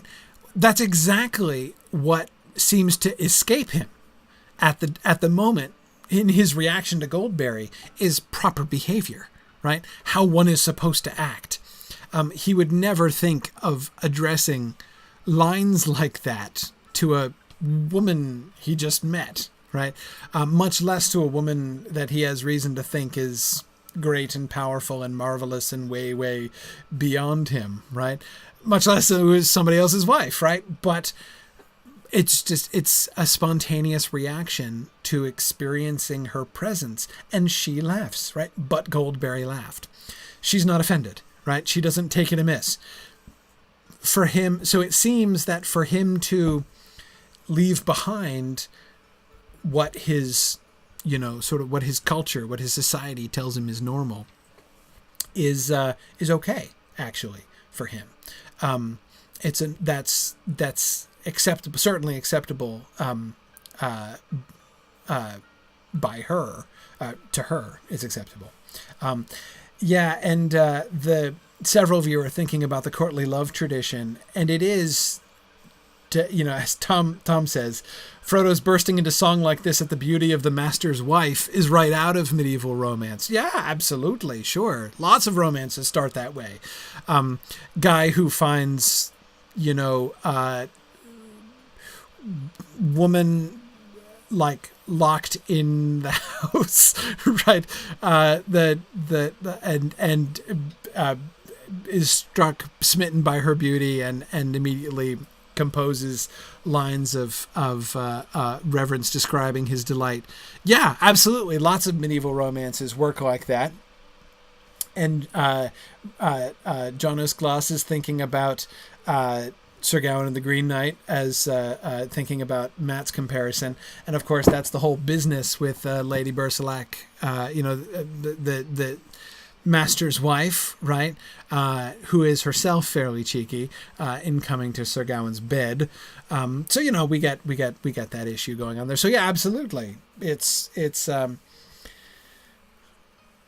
all there in the background, right? You could say like that's one of the reasons Frodo's embarrassed, right? Because he's like, oh no, that's not this kind of wrong story, right? This is not how this is supposed to go, right? But here, it's fine. It's fine. There are no consequences. There are often consequences to that kind of thing. There's no consequences here. This is the lack of propriety, the way in which his reaction to Goldberry is entirely outside the normal proprieties, is part of the experience. And Goldberry recognizes that. Goldberry not only recognizes it, she praises him for it, right? I had not heard that folk of the Shire were so sweet-tongued. She laughs and says, welcome. Why? Why is her response to this so positive? This is what he is doing what she invited them to do. Right? Why is he burst into meter? Why is he burst into this meter and singing a song? He is under an enchantment. Right? What did they just sing? Both of them. Goldberry and Tom at the end of chapter 6. Right? Now let the fun begin. Let us sing together. Right? Let us sing together, they both agreed.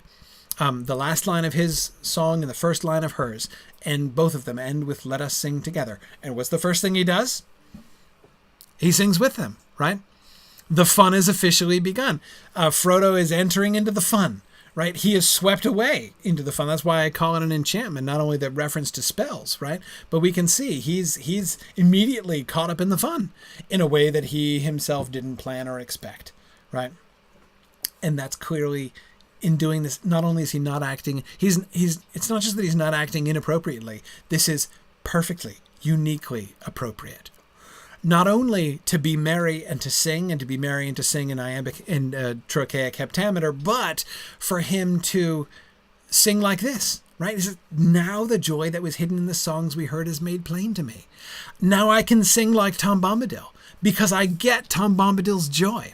Tom Bombadil has a joyful experience of meeting Goldberry, and so do I. And yeah, they're married and I'm not married to her, but that's totally okay, right? Because it's fine.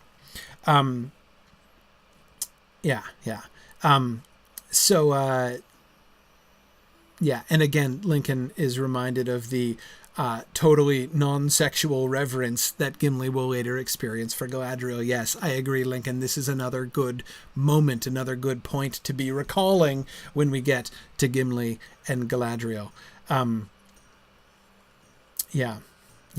There is something endearing, Matt, I agree, with Frodo's embarrassment as he kind of hears what he's doing and realizes what he has just said, right?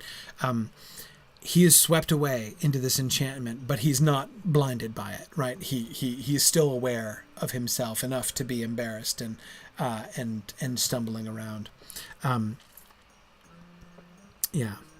And yes, Catriona, I agree. This, you almost do get the sense that this is how one is supposed to greet Goldberry. I agree. This is totally appropriate. Again, let us sing together. That's what he's doing, right? He is following the invitation.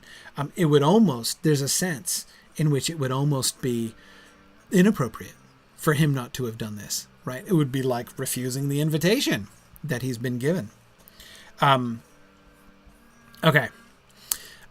Last point, the elf friend. I see that you are an elf friend, right? She can discern his elf friendliness, right? This is the first indicator that we have that being an elf friend means something other than, like, you can have friends who are elves without being an elf friend, right? Gildor has named him an elf friend. That sounded like it was kind of a big deal, but we didn't get much of an indication of what that meant at the time. This is our first indicator that it has some kind of that Frodo has been changed. When he is named an elf friend by Gildor, he has been changed by that experience. And it's a change that is perceptible for those who have eyes to see that kind of thing. How can she discern?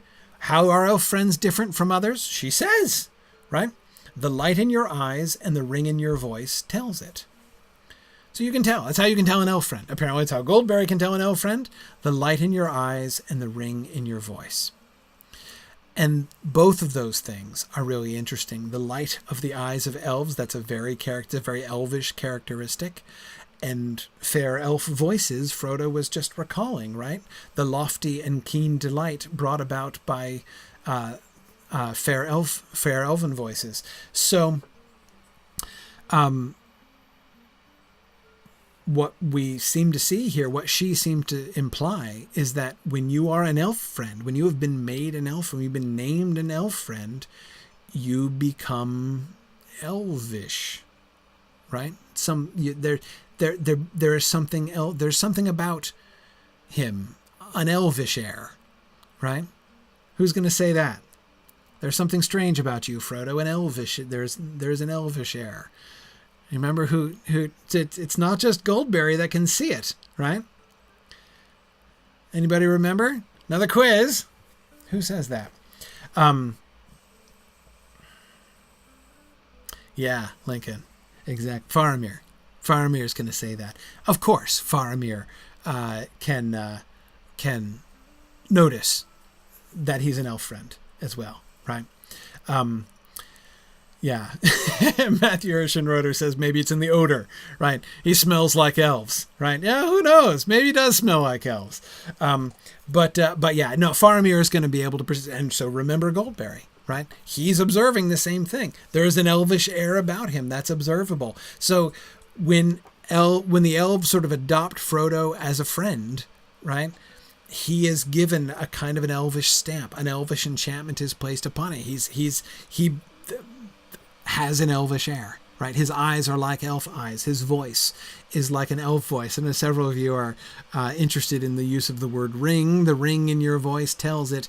No, I don't think we should be thinking about the ring of power here. Do I think that's an accident? Yeah, actually, I kind of do. I don't think that has anything to do with the ring of power. There is a kind of irony there, right? That the sort of the elvish tone of his, that like echo of elvishness in his voice is used as a ring. But to me, Lincoln says sometimes a ring is just a ring. Yeah, I would say, Lincoln, sometimes a ring is a bell rather than a ring on your finger, of any kind, right? And I'm remembering now the ring-a-ding-dillo, right? that seems to me the kind of ring that she's talking about, not a ring that you wear on your finger. Yeah.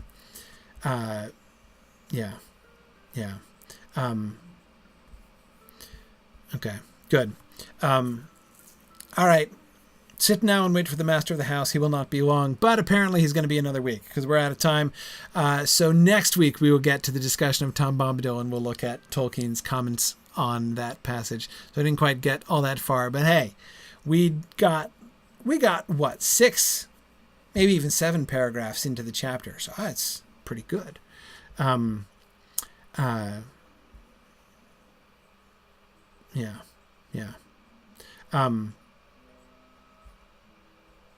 Cool. All right. Yeah. That's a good night's work.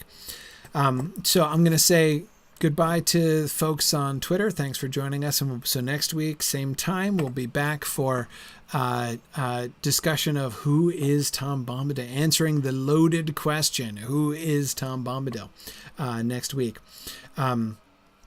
So very good. We'll do that. I was happy spending time with Goldberry too. That was definitely enough for a class discussion tonight. I'm going to say goodnight to the Twitter people. Thanks for joining me. All right. And it is field trip time. Woohoo! Field trip time! Okay. They're going to go someplace completely new tonight, aren't they?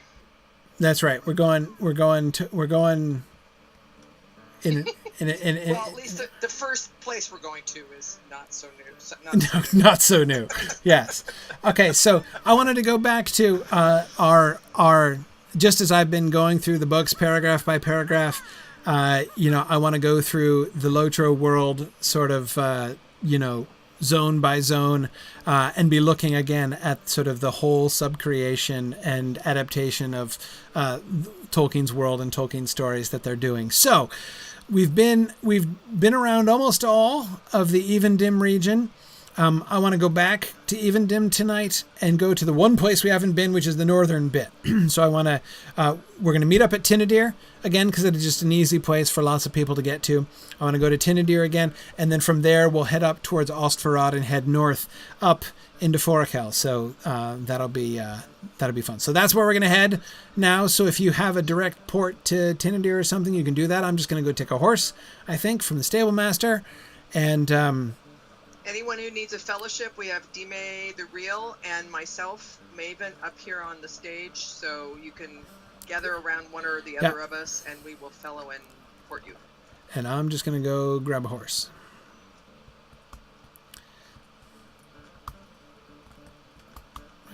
Don't be shy, ladies and gentlemen. Step right up. All right.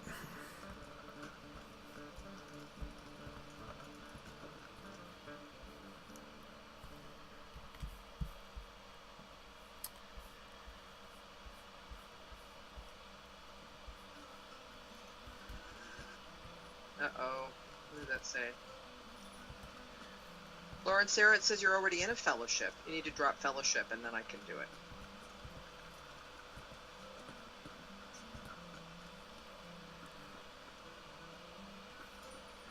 Okay.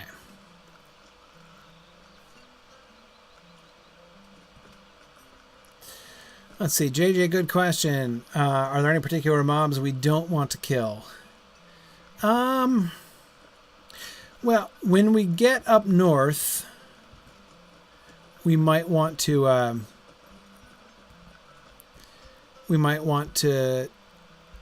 just kind of look about us and see what mobs are there.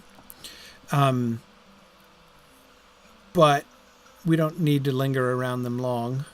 And certainly we're going to have probably low-level folks. So we don't want to allow the mobs to come in and take them out. But I always like to look at what mobs, of course, using game terminology there, what of the wandering bad guys they put in each region, because that itself is always an interesting part of the story too, right? Which monsters do you meet roaming around the countryside and why? and how is that appropriate to a particular area? That is to me always an interesting question when you come to a particular region, and a lot of the story of the area and the way that the story fits in to the overall story of Middle-earth is often told or sort of hinted at in the choice of whom you meet wandering randomly around the countryside. Yeah. Okay, cool. All right. Yes, Tony, I agree that I like that we're spending time with the Dunedain of the North since we get so little of them in the actual text. Completely agree. There are so many things that they get the opportunity to, or sort of they take the opportunity in the game to really kind of flesh out things that we either just see from a distance or only are just kind of told about and never really get to interact with. And yes, the Dunedain of the North, we're told that they are protecting the Shire. We're told that they protect the Bree lands. We're told that they're all sort of around through the North. We don't know all of exactly what they're doing. We don't know who most of them are. We only really ever get, one other of them by name. We get others by name after they die. Okay, posthumously they get names in the funeral elegy that's sung after the Battle of Pelennor Field. But still, we most of them we don't know, and we never learn their names or see what they're doing. So it's really fun. I think to getting to know the Rangers of the North was one of the things that I really like most about Volume 1 of the Epic Quest line and all these areas. So, Maven, are you still in the Scholars Hall? No, we're here. Collecting folks? Okay, everybody's here? All right. In that case, let us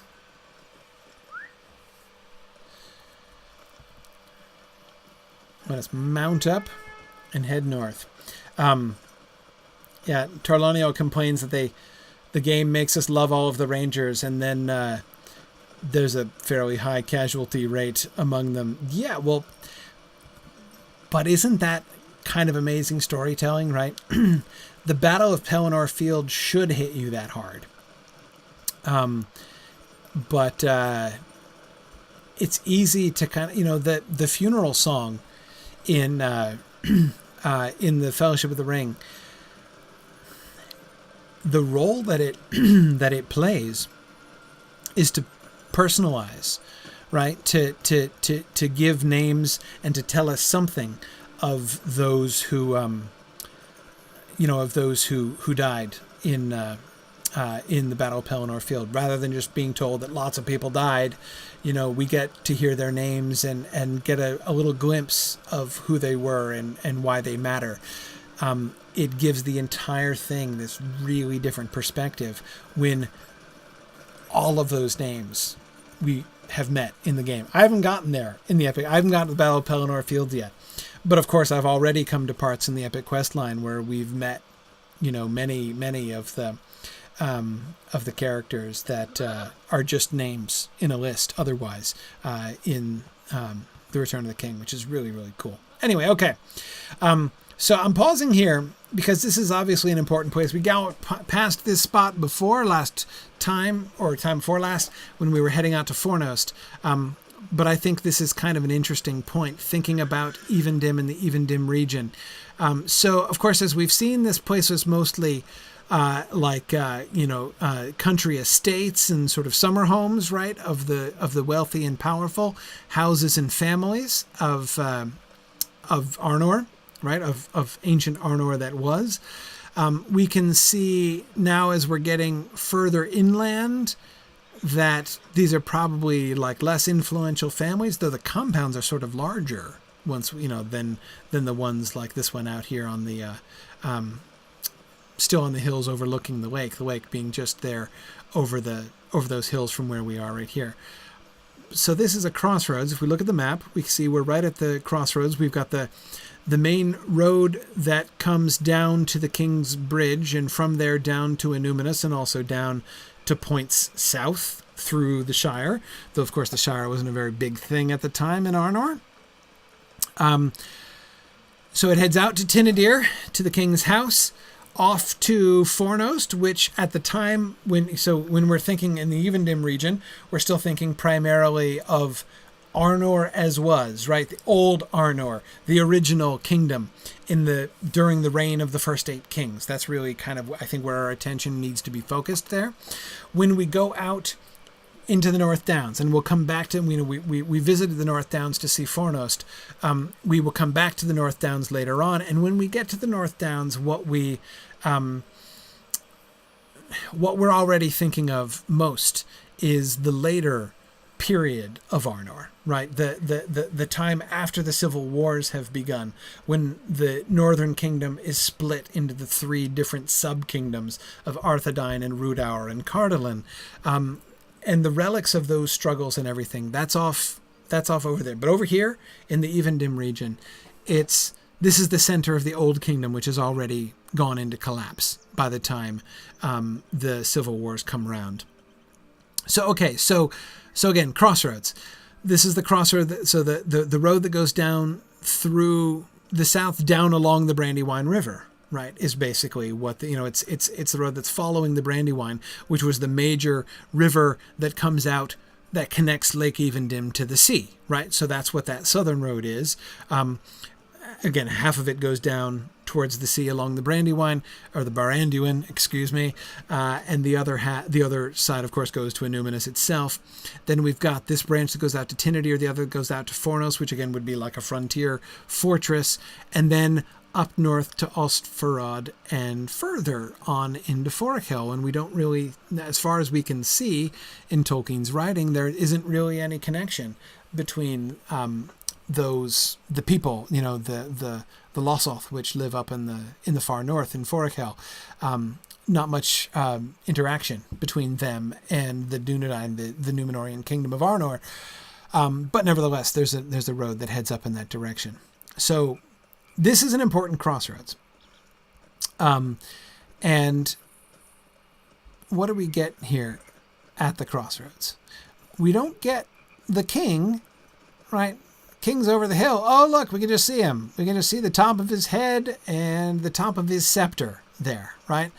The king, the monolithic, the enormous colossal statue of the king is what you see when you come up the river from the sea, right? But if you're just coming into the middle of the kingdom, you get these warrior statues, right?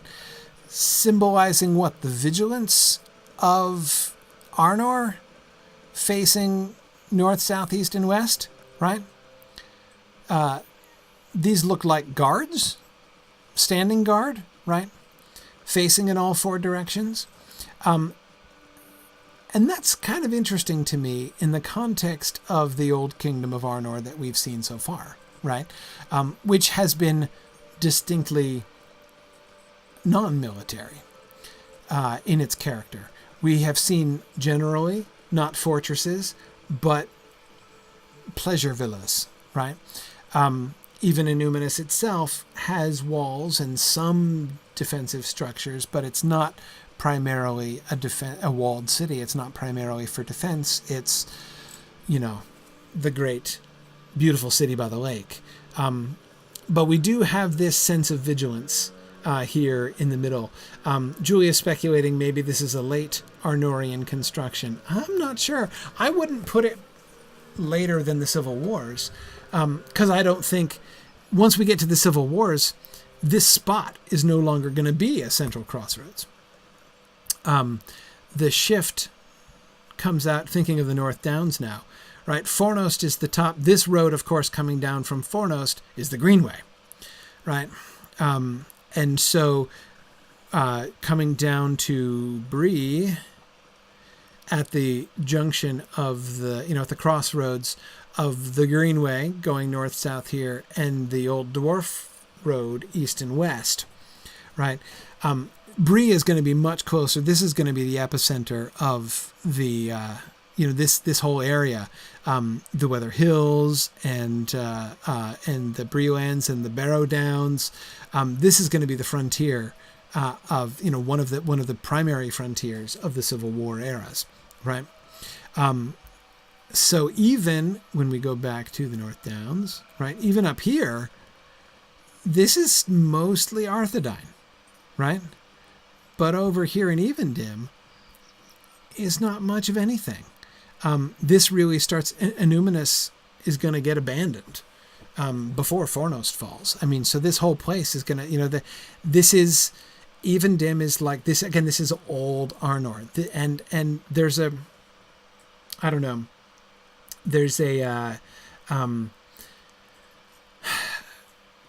sense that, and again, I really like this sense. There's a sense in the way they've constructed Evendim, the Evendim region, that I really like. There's a kind of, well, it's an exaggeration to call it a sort of Garden of Eden effect, but do you see what I mean by that? That is this sense of Paradise Lost, right? What we see around us here mostly is the evidence of a peaceful kingdom which and it's not just the kingdom that's gone away, but even the peace in which this realm was established has become a thing of the past. And what's it full of instead? Again, what's the primary storyline of this region? The primary plot of Evendim, as we've seen it, is tomb raiders, right? Brigands who have come in and are just ransacking these relics, these ruins for relics and things that they can put to their own probably disreputable uses, right? To try to turn them into mere commodities or even weapons. And that's like the sad heritage, the sort of the fall, right? The sort of the post-fall. This is like post-apocalyptic, paradise here in Evendim. And the Dunedain who are struggling to preserve the memory. Why? Yeah, because it has to do with their history. But again, I love how it fits into the overall historical point, right? Like the Dunedain, it's not just about the Historical Preservation Society, right? They're not interested in Arnor just as historians. They're interested in it because it is the living memory of the peace that they have lost, right? Again, it's not just the origins of Arnor. This is like the kingdom that they want to see reestablished. In a sense, it would be even cooler to see Arnor reestablished, to see Enuminus rebuilt, than it is to see the White Tree restored. That's cool, right? To see the king return to Gondor and the White Tree flowering again, and that's awesome. But to see Enuminus restored, and therefore, like, not just the ancient kingdom, but the old peace of the realm, to see that come back, man, that's the real dream of the Dunedain, right? To have a time, to look forward to a time when they can just sit next to campfires and not worry about the things that they're supposed to be looking at, right? To be sitting next to campfires without having to send adventurers off to solve problems. That's the life that they are kind of dreaming about, right? And that seems to be, it's like what Evendim stands for. That's what we see here in Evendim. So anyway, but here in the center, we do have this. So I think this has to be Old Arnor. This statue, because again, there's no point in this wouldn't have been a major crossroads in post Civil War Arnor. So I think it's interesting that we see there's, in the midst of peace, we do have this idea, the might of the Dunedain is not forgotten, right? I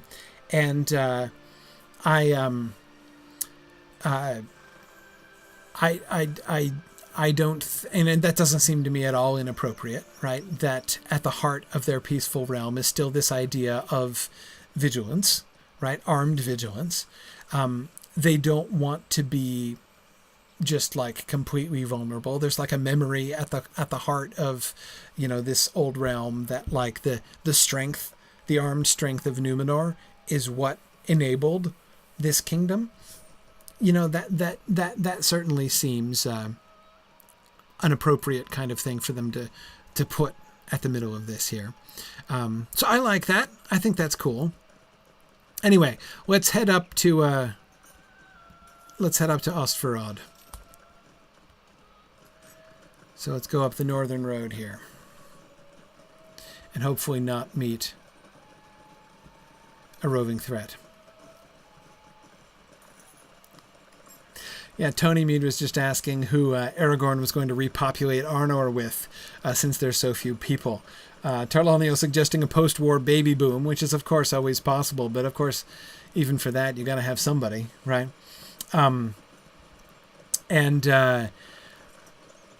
I don't know.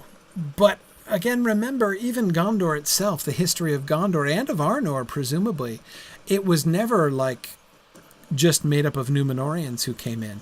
Gondor, of course, is full of people who were not of Númenórean extraction, right? The native mountain folk of that area who accepted the Númenóreans when the Númenóreans came in.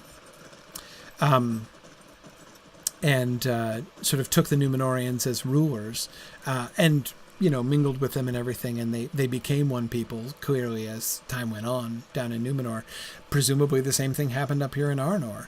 And that would be the, I would assume this, so does that suggest there are people who still live up here?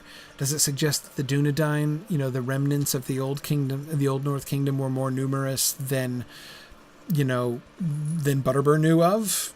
Possibly. How many rangers are there? There might end up being quite a few, not all of them, having the blood of Númenor running almost true in them. But, okay. Sorry, I've paused here because we've just gotten to the outskirts of Ostvarad, and what's the first thing we notice? Defenses, right? This is a much more military installment than we've generally seen. So look, notice how you've got walls connecting up to the side of that cliff, right? With what looks like it would be a defensible gate. I mean, of course, you got some of them knocked, and then a corner tower over here, right? And then a little sort of curtain wall extending out here, making this would have been like a kind of courtyard in here. So yes, it looks like this looks definitely more fortified than the than most of what we saw down in the south. Once we come indoors, we see it's still not, this is not a fortress. This isn't like Fornost, defense within defense. It's not we don't get a real sort of concentric castle design going on here. And once we're in here, the buildings are very similar, right? Same Númenórean scenes. Yep, same Númenórean scenes. Depicted on those panels, which we so triumphantly deciphered in an earlier class, an earlier field trip. Okay, I'm just looking around at the buildings. Same kind of dome structure. We can see it's clearly of the same, this is definitely of the same time. Got that same sort of tower with the 4 points sticking up that we see all around in Innuminous. So clearly the architecture here would seem to be contemporary. It's built onto the hillside here. But see, notice here you would expect not just pillars on either side. You'd expect a gate here, right? It would make sense to have like an inner ward in here where you could have like the inner defenses. And then look at this, another hill, right? Where you could defend that. Now, obviously, you still could defend these stairs, but it's not built for defense. Even this on the inside. So we do see more evidence of defenses, I think, on the outside of Ostvarad, which makes sense, as Ostvarad is explicitly the northern frontier spot, right? This is the northernmost, right along the edge, right along this sort of pass through the mountains, right? The steep hills up here. It's the pass that leads up into Forakel. And so you would want to guard that, right? Not knowing who lives up there and who might decide to come down and try to attack. It would be prudent to have a fortified spot. But again, even this is not set up like a fortress. Once an enemy got through the outer wall, it wouldn't be, you could still set up defenses, but again, it's not set up with a clear. Now here's, as we go down towards the north, what do we get? Oh, it's hard. There's lots of rubble here, right? Which looks like it could have been, this is a pretty narrow gap and pretty steep going uphill, so this would have been easy to defend. It's easy to imagine that these, we don't have any clear walls, but again, it's just in a narrow gap here. It's pretty easy to imagine that that rubble on either side could have been gates, could have been gates or gatehouses that would have led in. We've got, see, that's a wall over here, right? Yeah, walls over here to guard that approach to the city. This is the courtyard we were just in, through between those pillars and then with the stairs up. And as you can see, there's no need to defend that because that's on a nice steep slope. So we don't get... So the approach from the path here doesn't say paranoia to me. Doesn't say, like, known source of barbarian invasion that we must actively protect against. I think, we have some evidence of fortifications on this side, both in that gap, presumably, again, I'm going to presume that's what that rubble is, and the wall up here, so that the approaches as we come at this place from here, you can see it would be pretty hard to take it. And it's very well defended on either side from with the cliffs and stuff. So so that's easy enough. Anyway, yeah, okay. So so again, what as they've constructed this, what does the story of Ostvarad appear to be, based on the evidence we can see? Northern fortification to defend the northern frontier of Anuminus, of old Arnor here. But not one that seems based upon an active military threat, right? This is not like an armed frontier. Protected, but not paranoid, right? Not actively anticipating attack. And who we still get out here? We got, still getting some tomb robbers out here. Tomb robbers. Bears, as I recall, right? We get bears around here. So what are the threats in this region? What's the story of this region? The tomb robbers again, right? The threats again, those more sort of baser men who have forgotten. These tomb robbers, of course, right? These people who live in this region and who are plundering the tombs are quite likely, what could be more likely than that they are descendants of the people who lived here, right? They could well be.